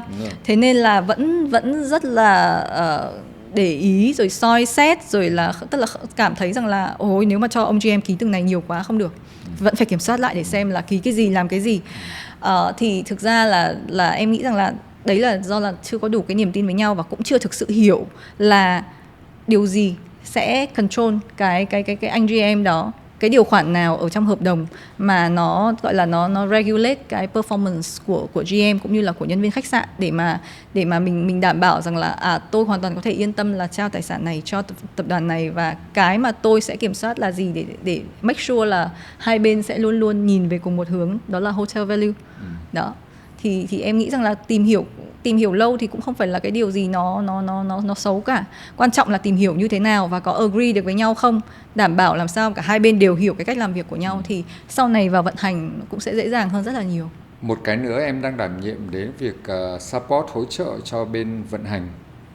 Cụ thể là em đang làm cái gì, hoặc là em thấy nó thực sự có value hay không, có giá trị lại cho những cái dự án không? Cái hỗ trợ này em sẽ không involve vào cái daily operation của các khách sạn. Cái hỗ trợ này thường nó sẽ thiên nhiều hơn về những cái khách sạn đang pre-opening. Khi mà pre-opening một khách sạn thì sẽ là một team hoàn toàn mới. Khi mà người ta mới đến thì bản thân Beam cũng là một cái tập đoàn rất là lớn và có cái culture của riêng mình. Vậy thì mình phải làm thế nào mình hỗ trợ mọi người hiểu nhanh nhất về cái văn hóa này, hiểu cách làm việc. Và tức là bản thân khi mọi người được tuyển nhá, thì bao giờ mọi người cũng sẽ đứng về mọi người sẽ nghĩ rằng là tôi là người, ví dụ tôi là người của ISG, tôi phải bảo vệ quyền lợi cho ISG, và quyền lợi của ISG được quy định ở trên HMA này. Vậy thì tôi tức là họ sẽ rất là cứng nhắc để follow cái HMA đó. Thì thực ra là mình phải làm sao để mà mình thay đổi cái mindset để cho họ hiểu rằng là cái HMA thực ra nó là cái guideline làm sao để hai bên có thể chung sống hòa thuận thôi, hợp tác làm việc với nhau hiệu quả hơn. Còn cái mục đích cuối cùng bao giờ cũng là mình cũng phải act trên cái lợi ích cao nhất của khách sạn. Cái gì có lợi cho khách sạn thì cả hai bên sẽ cùng làm. Thì từ đó cái mà em hay hỗ trợ hiện tại là em sẽ đưa ra những cái quy trình phối hợp giữa khách sạn với cả chủ đầu tư. Bởi vì là cái giai đoạn pre-opening thì nó rất là nhiều vấn đề, nó vừa là phải xin các cái giấy phép này, vừa phải thực hiện những cái dự toán chi phí này, vừa phải làm những cái về mua sắm hàng OS&E khối lượng rất là lớn, rồi cả set up, rồi là xin phòng cháy chữa cháy các thứ. Thì thực ra là với một cái những cái bạn nhân viên mới vào tập đoàn lần đầu tiên thì người ta sẽ hoàn toàn là cảm thấy rằng là cần cái sự hỗ trợ, cần một cái người mà làm sao để guide, làm sao để công việc nó được thuận lợi nhất. Thì cái chức năng của em là em sẽ đảm bảo rằng là họ sẽ có đủ cái công cụ để mà họ làm công việc của họ một cách tốt nhất. Anh đang muốn đi sâu về cái này là như này này, có rất nhiều các anh chị và mọi người sẽ hỏi rằng là tôi đã thuê các tập đoàn vận quản lý rồi, cái việc pre-opening trước khai trương là ông phải lo, ông làm từ đến cuối, chứ tôi rảnh tôi có thể ngủ ngon, để việc sao lại còn nhiêu khê thế, tại sao phải còn tham gia vào cái việc này, tại sao lại làm cái này. Em giải thích cho mọi người để mọi người hiểu hơn về cái này, và cũng là để mọi người khi làm các dự án sau này mọi người đỡ vấp phải nó cũng sẽ tốt hơn. Vấp cả đấy là từ cái tư duy suy nghĩ đấy. Có một cái điều mà mình cùng nhìn nhận với nhau là tôi thuê anh về để quản lý tài sản của tôi. Thì ở trên cái hợp đồng ấy, nó cũng nói rất là rõ là cái chức năng của GM là làm sao mà để gọi là mang lại cái giá trị tốt nhất từ những cái tài sản mà mình bàn giao cho họ. Nhưng cái tài sản đó vẫn là tài sản của mình, và mình vẫn phải đảm bảo là cái việc quản lý cái tài sản đấy cùng với khách sạn, chứ không phải là mình đẩy lại toàn bộ cái trách nhiệm cho khách sạn. Bởi vì là cái chuyên môn của họ không phải là quản lý tài sản, chuyên môn của họ là vận hành khách sạn. Vậy thì vẫn phải có cái sự hợp tác từ hai phía. Dĩ nhiên là họ không đòi hỏi mình là phải cần giao họ những cái vấn đề về khách sạn, nhưng mà còn cái việc quản lý tài sản, ví dụ như là em lấy ví dụ là ở trong Beam đi, bọn em có cái quy trình gọi là register, tức là bọn em có một cái phần mềm mà để gọi là up những cái tài sản khi mà mới bàn giao cho khách sạn lên trên đấy, và sau này thì sẽ dùng cái phần mềm đó để đi quét mã và đi kiểm soát số lượng chẳng hạn. Thì rõ ràng là bọn em thì rõ ràng cái phần mềm là của bọn em, thì làm sao bọn em có thể đẩy cho khách sạn được. Bọn em cũng phải training, bọn em cũng phải guide họ, thì sau này cái công việc mà bọn em quản lý tài sản nó mới dễ được. Chứ còn nếu như bây giờ em đẩy hết cho khách sạn thì nó giống như là kiểu như là bắt họ làm một cái việc nhưng mà lại không cho họ cái công cụ để làm á, thì nó không có make sense. Thế còn tại sao mà mình cũng vẫn phải gọi là duyệt những cái dự trù về chi phí các thứ, bởi vì suy cho cùng thì thật ra tài sản thì nó vẫn là của mình. Mình cũng có những cái cơ chế riêng của tập đoàn, thì phải đảm bảo rằng là cái budget họ đưa ra ấy, nó phải match với cả cái expectation của mình khi mà họ mở cửa khách sạn nữa. Và thực ra là ở góc độ của chủ đầu tư á, thì thật ra có anh Khánh cũng làm về budget, thì anh biết rằng là có những cái thứ mà muốn spend bao nhiêu tiền cũng được. Ví dụ như là PR chẳng hạn, anh muốn spend bao nhiêu tiền cũng được, quan trọng là chủ đầu tư cho anh bao nhiêu tiền. Thì những cái đấy là những cái mà bản thân tập đoàn họ cũng mong muốn nhận được cái guideline từ chủ đầu tư, bởi vì suy cho cùng thì tiền cũng là tiền của chủ đầu tư, tài sản của chủ đầu tư, thì họ cũng mong muốn nhận được những cái guideline từ mình. Thì không thể nào mình thả cho họ và nói rằng là thôi có một cục như thế này thôi, làm gì thì làm, thì đó không phải là cái cách mà để cho hai bên cùng thấu hiểu và cùng làm việc. Tại mình nghĩ rằng là tôi thuê các tập đoàn vận hành, anh đang nói về cái khác, tại muốn giải thích nhân cái dịp này, tại nhiều anh chị chủ tư, rất nhiều anh chị là xem cái kênh này để giải thích vào nhiều người để mọi người hiểu. Khi thuê ISG, thuê Accor vận hành, về danh nghĩa tất cả nhân viên đấy là người của tập đoàn, đúng không? Mọi người nói tôi người Accor, người ISG, nhưng trên thực tế về pháp lý người đấy là người của chủ đầu tư. Tại vì chủ đầu tư là người ký hợp đồng lao động và chủ đầu tư là người trả tiền. Thậm chí kể cả tổng giám đốc của các khách sạn của Accor vận hành ISG cũng là lương của chủ đầu tư trả tiền mà, đúng không? Đúng rồi ạ. Thì đấy là mình muốn nói với mọi người rằng là cái mô hình vận hành quản lý khách sạn nó hơi khác một chút, là các công ty quản lý vận hành người ta vận hành cho chủ đầu tư dựa trên ngân sách tài chính của chủ đầu tư, đúng không? Và họ chỉ thu phí thôi, còn tất cả mọi các chi phí tiền bạc tài chính là chủ đầu tư phải lo, có đúng không? Làm với BIM, các dự án công việc involve rất nhiều thứ, tham gia rất nhiều cái. Thế em có thấy mệt mỏi không? Tại vì mình còn cuộc sống gia đình còn trẻ này thôi, nhưng đã có 2 bạn rồi. Thế thì balance kiểu gì, cân đối kiểu gì? Em xin phép được nói một chút về lúc mà anh nói về cái khó khăn ấy. Thì là em nói thực ra là đến cái thời điểm này em trải qua từng đấy vị trí rồi, thì em thấy rằng là thực ra cái khó khăn nó chỉ thực sự là khó khăn nếu như mà mình chưa có sự chuẩn bị thôi. Còn khi mà mình đã có cái sự chuẩn bị thì nó chỉ là một cái cột mốc mà mình chuẩn bị, mình đạt tiếp thôi, chứ nó không, đối với em thì nó sẽ không phải là khó khăn. Trong cái quá trình mà em làm trong ngành khách sạn ấy, thì cái khó khăn mà em vẫn nhớ nhất ấy, đó là những cái khó khăn liên quan đến vấn đề về nhân sự. Anh biết là cái giai đoạn mà Covid ấy, là cái giai đoạn mà bất kỳ một ai cũng ngày nào cũng, tức là tất cả những ai làm khách sạn đều tự hỏi là ngày mai của mình như thế nào. Bởi vì giai đoạn đó cứ đóng cửa rồi mở cửa, đóng cửa rồi mở cửa, bản thân chủ đầu tư cũng nghĩ rằng là tất nhiên là có thể là mình vẫn còn cái nguồn để mà mình duy trì, nhưng mà thực sự là nếu mà đứng trên khía cạnh kinh doanh thì tôi có nên tiếp tục hay không, hay là dừng lại. Thì những cái quyết định về cái việc là đi hay dừng ấy, rồi là chấm dứt hợp đồng hay là tiếp tục ấy, nó luôn là những cái mà em thấy là nó thực sự là rất là khó khăn. Tuy nhiên là ở BIM thì em có một cái may mắn là dù em có đưa ra bất kỳ một cái scenario nào thì ban lãnh đạo luôn luôn giữ lại tất cả nhân viên của mình. Chưa bao giờ bọn em có suy nghĩ đấy là nhân viên của ISG, đấy là nhân viên của Accor, hay là đấy là nhân viên của Ascot, mà bọn em vẫn luôn coi tất cả là nhân viên của BIM. Và ban lãnh đạo thì luôn luôn cái quan điểm của ban lãnh đạo là giữ lại nhân viên trong suốt cả cái giai đoạn Covid đó. Và đấy luôn là cái điều mà khi mà nhắc lại thì bản thân bọn em cũng rất là tự hào. Và nó cũng chứng minh cho cái gọi là cái phát triển bền vững mà bên em vẫn luôn theo đuổi. Tức là ngày hôm nay chia tay nhau thì rất là dễ, nhưng mà rồi khi khách sạn mở lại thì ai sẽ còn đến lại với mình. Và thực sự là thời điểm đó Beam còn có một cái quỹ gọi là cái quỹ Beam Care ấy, là để bọn em hỗ trợ rất là nhiều những cái gia đình khó khăn trong giai đoạn Covid. Thì cái suy nghĩ của bọn em lúc đó là nếu mà mình còn đang đi hỗ trợ, mình vẫn còn có nguồn lực, mình vẫn còn có đủ sức để mà đi hỗ trợ, thì tại sao mình lại đẩy nhân viên của mình vào cái hoàn cảnh đó. Và lúc đấy thì bọn em giữ lại hết tất cả những cái, ban lãnh đạo đã quyết định giữ lại hết tất cả nhân viên của mình. Và đấy là cái điều mà khi nhắc lại là tất cả bọn em vẫn luôn luôn cảm thấy rất là tự hào luôn. Còn cái việc work-life balance thì thực sự với anh Khánh á, là em không biết là thế hệ của anh thế nào, nhưng mà thế hệ của bọn em ấy là bọn em không có theo đuổi work-life balance nữa, mà bọn em theo đuổi work-life integration. Tức là trong công việc thì sẽ có gia đình, và trong gia đình sẽ có công việc. Ngành của mình là ngành phục vụ khách 24/7 nên không có chuyện là nghỉ là tắt điện thoại. Bọn em luôn để điện thoại. Thật ra thì nào mọi người đâu có làm phiền gì mình nhiều đâu. Thật nhiều khi mọi người chỉ cần một cái guide là tôi có thể tìm đến ai để tôi tìm câu trả lời thôi mà. Thì cái cuộc gọi đấy no harm.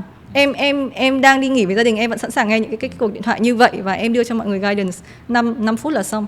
Và sau đấy em vẫn có thể enjoy tiếp với gia đình của mình, và em không cảm thấy phiền một chút nào cả. Và ngay cả khi mà em làm việc cũng thế thôi. Thật ra thì mình không nên là mình vẫn có những cái thời gian gathering ở cái nơi workplace cơ mà. Thì tại sao lại không trao đổi những cái thông tin kiểu như là mình sẽ dành cái kỳ nghỉ sắp tới với gia đình của mình ở đâu, hỏi mọi người kinh nghiệm.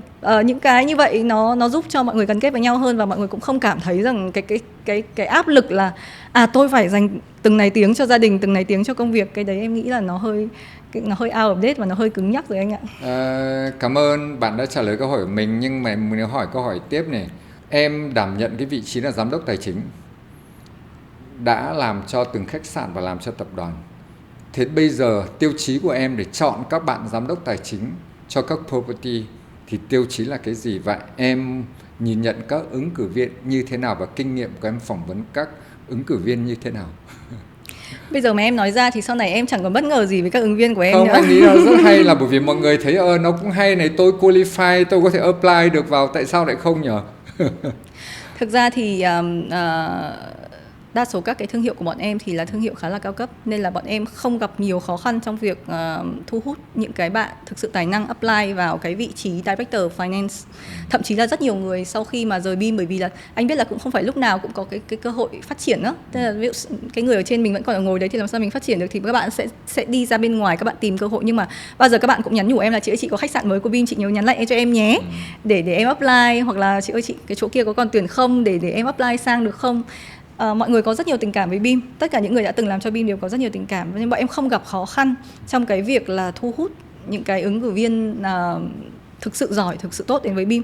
Nhưng mà khi mà tuyển thì có một yếu tố Select như thế nào? Select gì? Thì thực ra là nói thế này thì có thể là một số bạn sẽ cảm thấy nó hơi unfair, nhưng mà thực sự là trong nghề với nhau thì bọn em sẽ cực kỳ quan tâm đến cái nơi các bạn đã làm trước đây. Bởi vì cái mindset của các bạn đã làm cho ISG nó sẽ hoàn toàn khác với các bạn mà làm cho những cái tập đoàn local. Nếu mà đã làm cho những tập đoàn lớn thì các bạn sẽ học được cách do it right, do the right thing.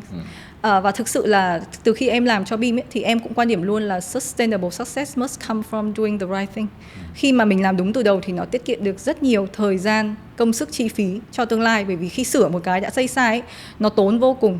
Thì khi bọn em tuyển DOF, bọn em phải make sure là bạn đấy là một người có mindset sáng rõ và là một cái người biết cách làm đúng. Để mà, bởi vì là bạn ấy, cái trách nhiệm của bạn khi pre-opening khách sạn lớn lắm. Bởi vì là mình chỉ có một cơ hội để mà mình config cái hệ thống thôi. Nếu mà bạn ấy mà làm không tốt là cả một cái sợi dây, cả một cái dây chuyền đằng sau là nó suffer luôn. Thì bọn em sẽ tuyển những cái bạn mà thực sự là đã từng làm ở những tập đoàn lớn như là IHG, Marriott, để bọn em đảm bảo rằng là các bạn ấy biết là như thế nào là cái thứ nhất là kỳ vọng của tập đoàn, thứ hai là các bạn biết là làm như nào là làm đúng.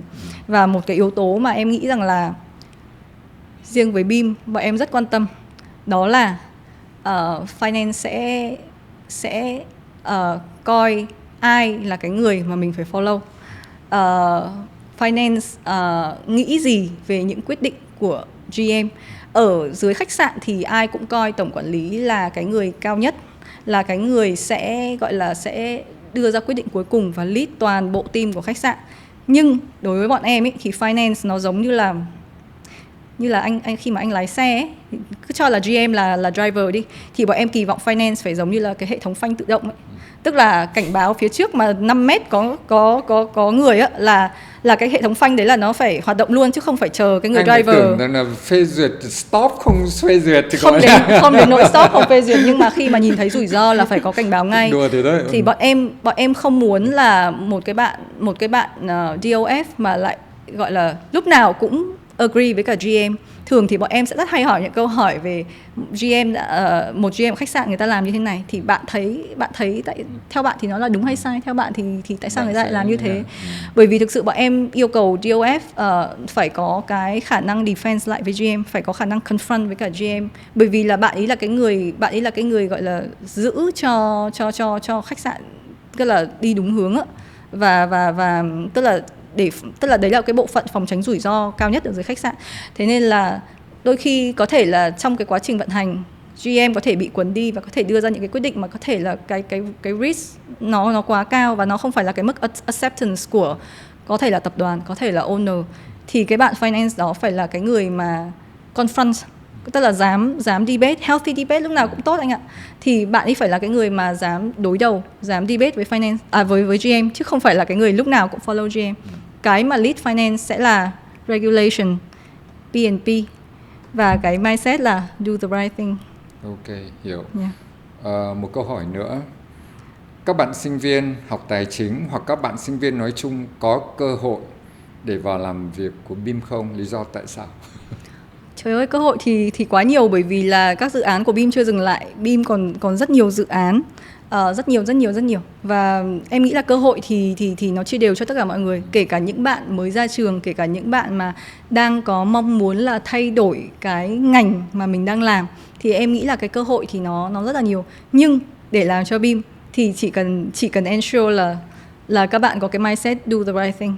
Tức là bên em không muốn là đốt cháy bất kỳ một giai đoạn, hoặc là bỏ các bạn kiểu như là bỏ qua bất kỳ một cái bước mà đốt cháy giai đoạn để mà làm một cái gì đó không đúng, để mà đạt được một cái gọi là thành công, nhưng mà nó lại không bền vững. Yeah. Hoặc nó có vấn đề này vấn đề khác, đúng không? Em có muốn chia sẻ gì với mọi người nữa không qua cái buổi trò chuyện ngày hôm nay? Ngày hôm nay thì thực sự là em cũng rất là cảm ơn anh Khánh đã cho em cơ hội để chia sẻ với cả mọi người về công việc, về gia đình, một chút về gia đình, một chút về chủ đầu tư. Thực sự thì cá nhân với người làm hotelier thì em rất là mong muốn là sẽ có nhiều bạn tham gia vào ngành và nhiều người thay đổi cái góc nhìn về ngành hơn. Em này, anh Hà hay là Đức ở trong team ấy thì luôn luôn đau đáu một cái vấn đề là không hiểu sao mọi người nghĩ về khách sạn cứ chỉ nghĩ về lễ tân với bồi bàn. Mà trong khi bọn em có quá nhiều thứ ở đằng sau, cả nguyên một bộ máy vận hành ở đằng sau với rất là nhiều những cái giá trị của riêng mình, rất nhiều những cái tức là về hệ thống, về quy trình, về con người, mọi thứ. Là một ngành vô cùng thú vị, nhưng mà không hiểu tại sao mà lại chưa có nhiều người biết đến ngành, hoặc là khi biết thì họ lại có cái góc nhìn nó hơi, có cái gì đấy nó hơi lệch. Thì chính vì thế mới sẽ cần Hotelier Việt Nam để chia sẻ cho mọi người, truyền cảm hứng cho mọi người, và thấy ngành này cũng rất đa dạng, rất phong phú và cũng rất thú vị, đúng không? Vâng. Nhưng trong buổi nói chuyện vừa rồi em có nói rằng ngày xưa em mơ ước được làm GM, nhưng bây giờ em đã vượt qua cả GM rồi, đúng không? Thế thì mong ước của em là gì?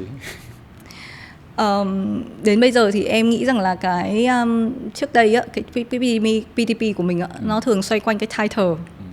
Thì đến thời điểm này thì em nghĩ rằng là nó không còn xoay quanh cái title nữa rồi. Khi mà mình ở cái vị trí này thì cái mà mình đo đếm sẽ không còn là title, tức là tôi sẽ lên thêm cái nào nữa, mà sẽ là tôi đóng góp được gì, tôi contribute được gì. Và đây là cái mà em nghĩ rằng là hiện tại vẫn đang còn rất nhiều việc chờ em phía trước, vẫn còn đang có rất nhiều dự án mà BIM vẫn còn đang phải hoàn thành.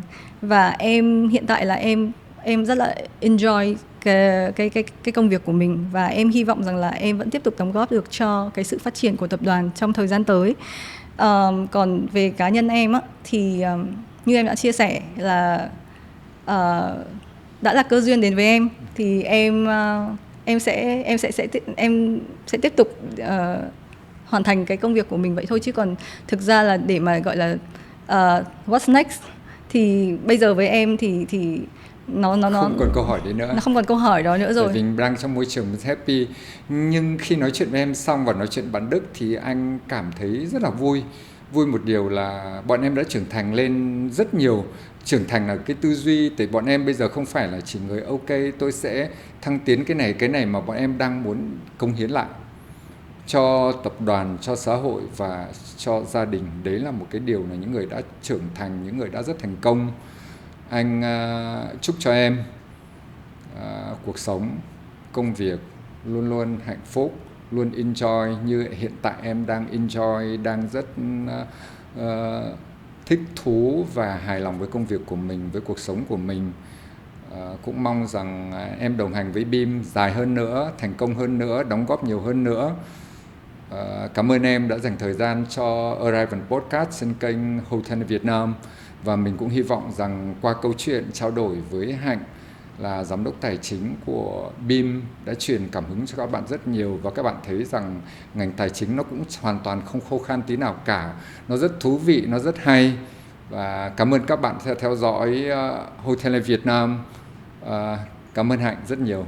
Cảm ơn Khánh, và em chúc cho anh sẽ có thêm nhiều những cái podcast thú vị hơn nữa, đa chiều hơn nữa, làm sao mà để cho cái nhân sự cho ngành khách sạn sẽ ngày càng tăng thêm và ngày càng chất lượng hơn. Cảm ơn em.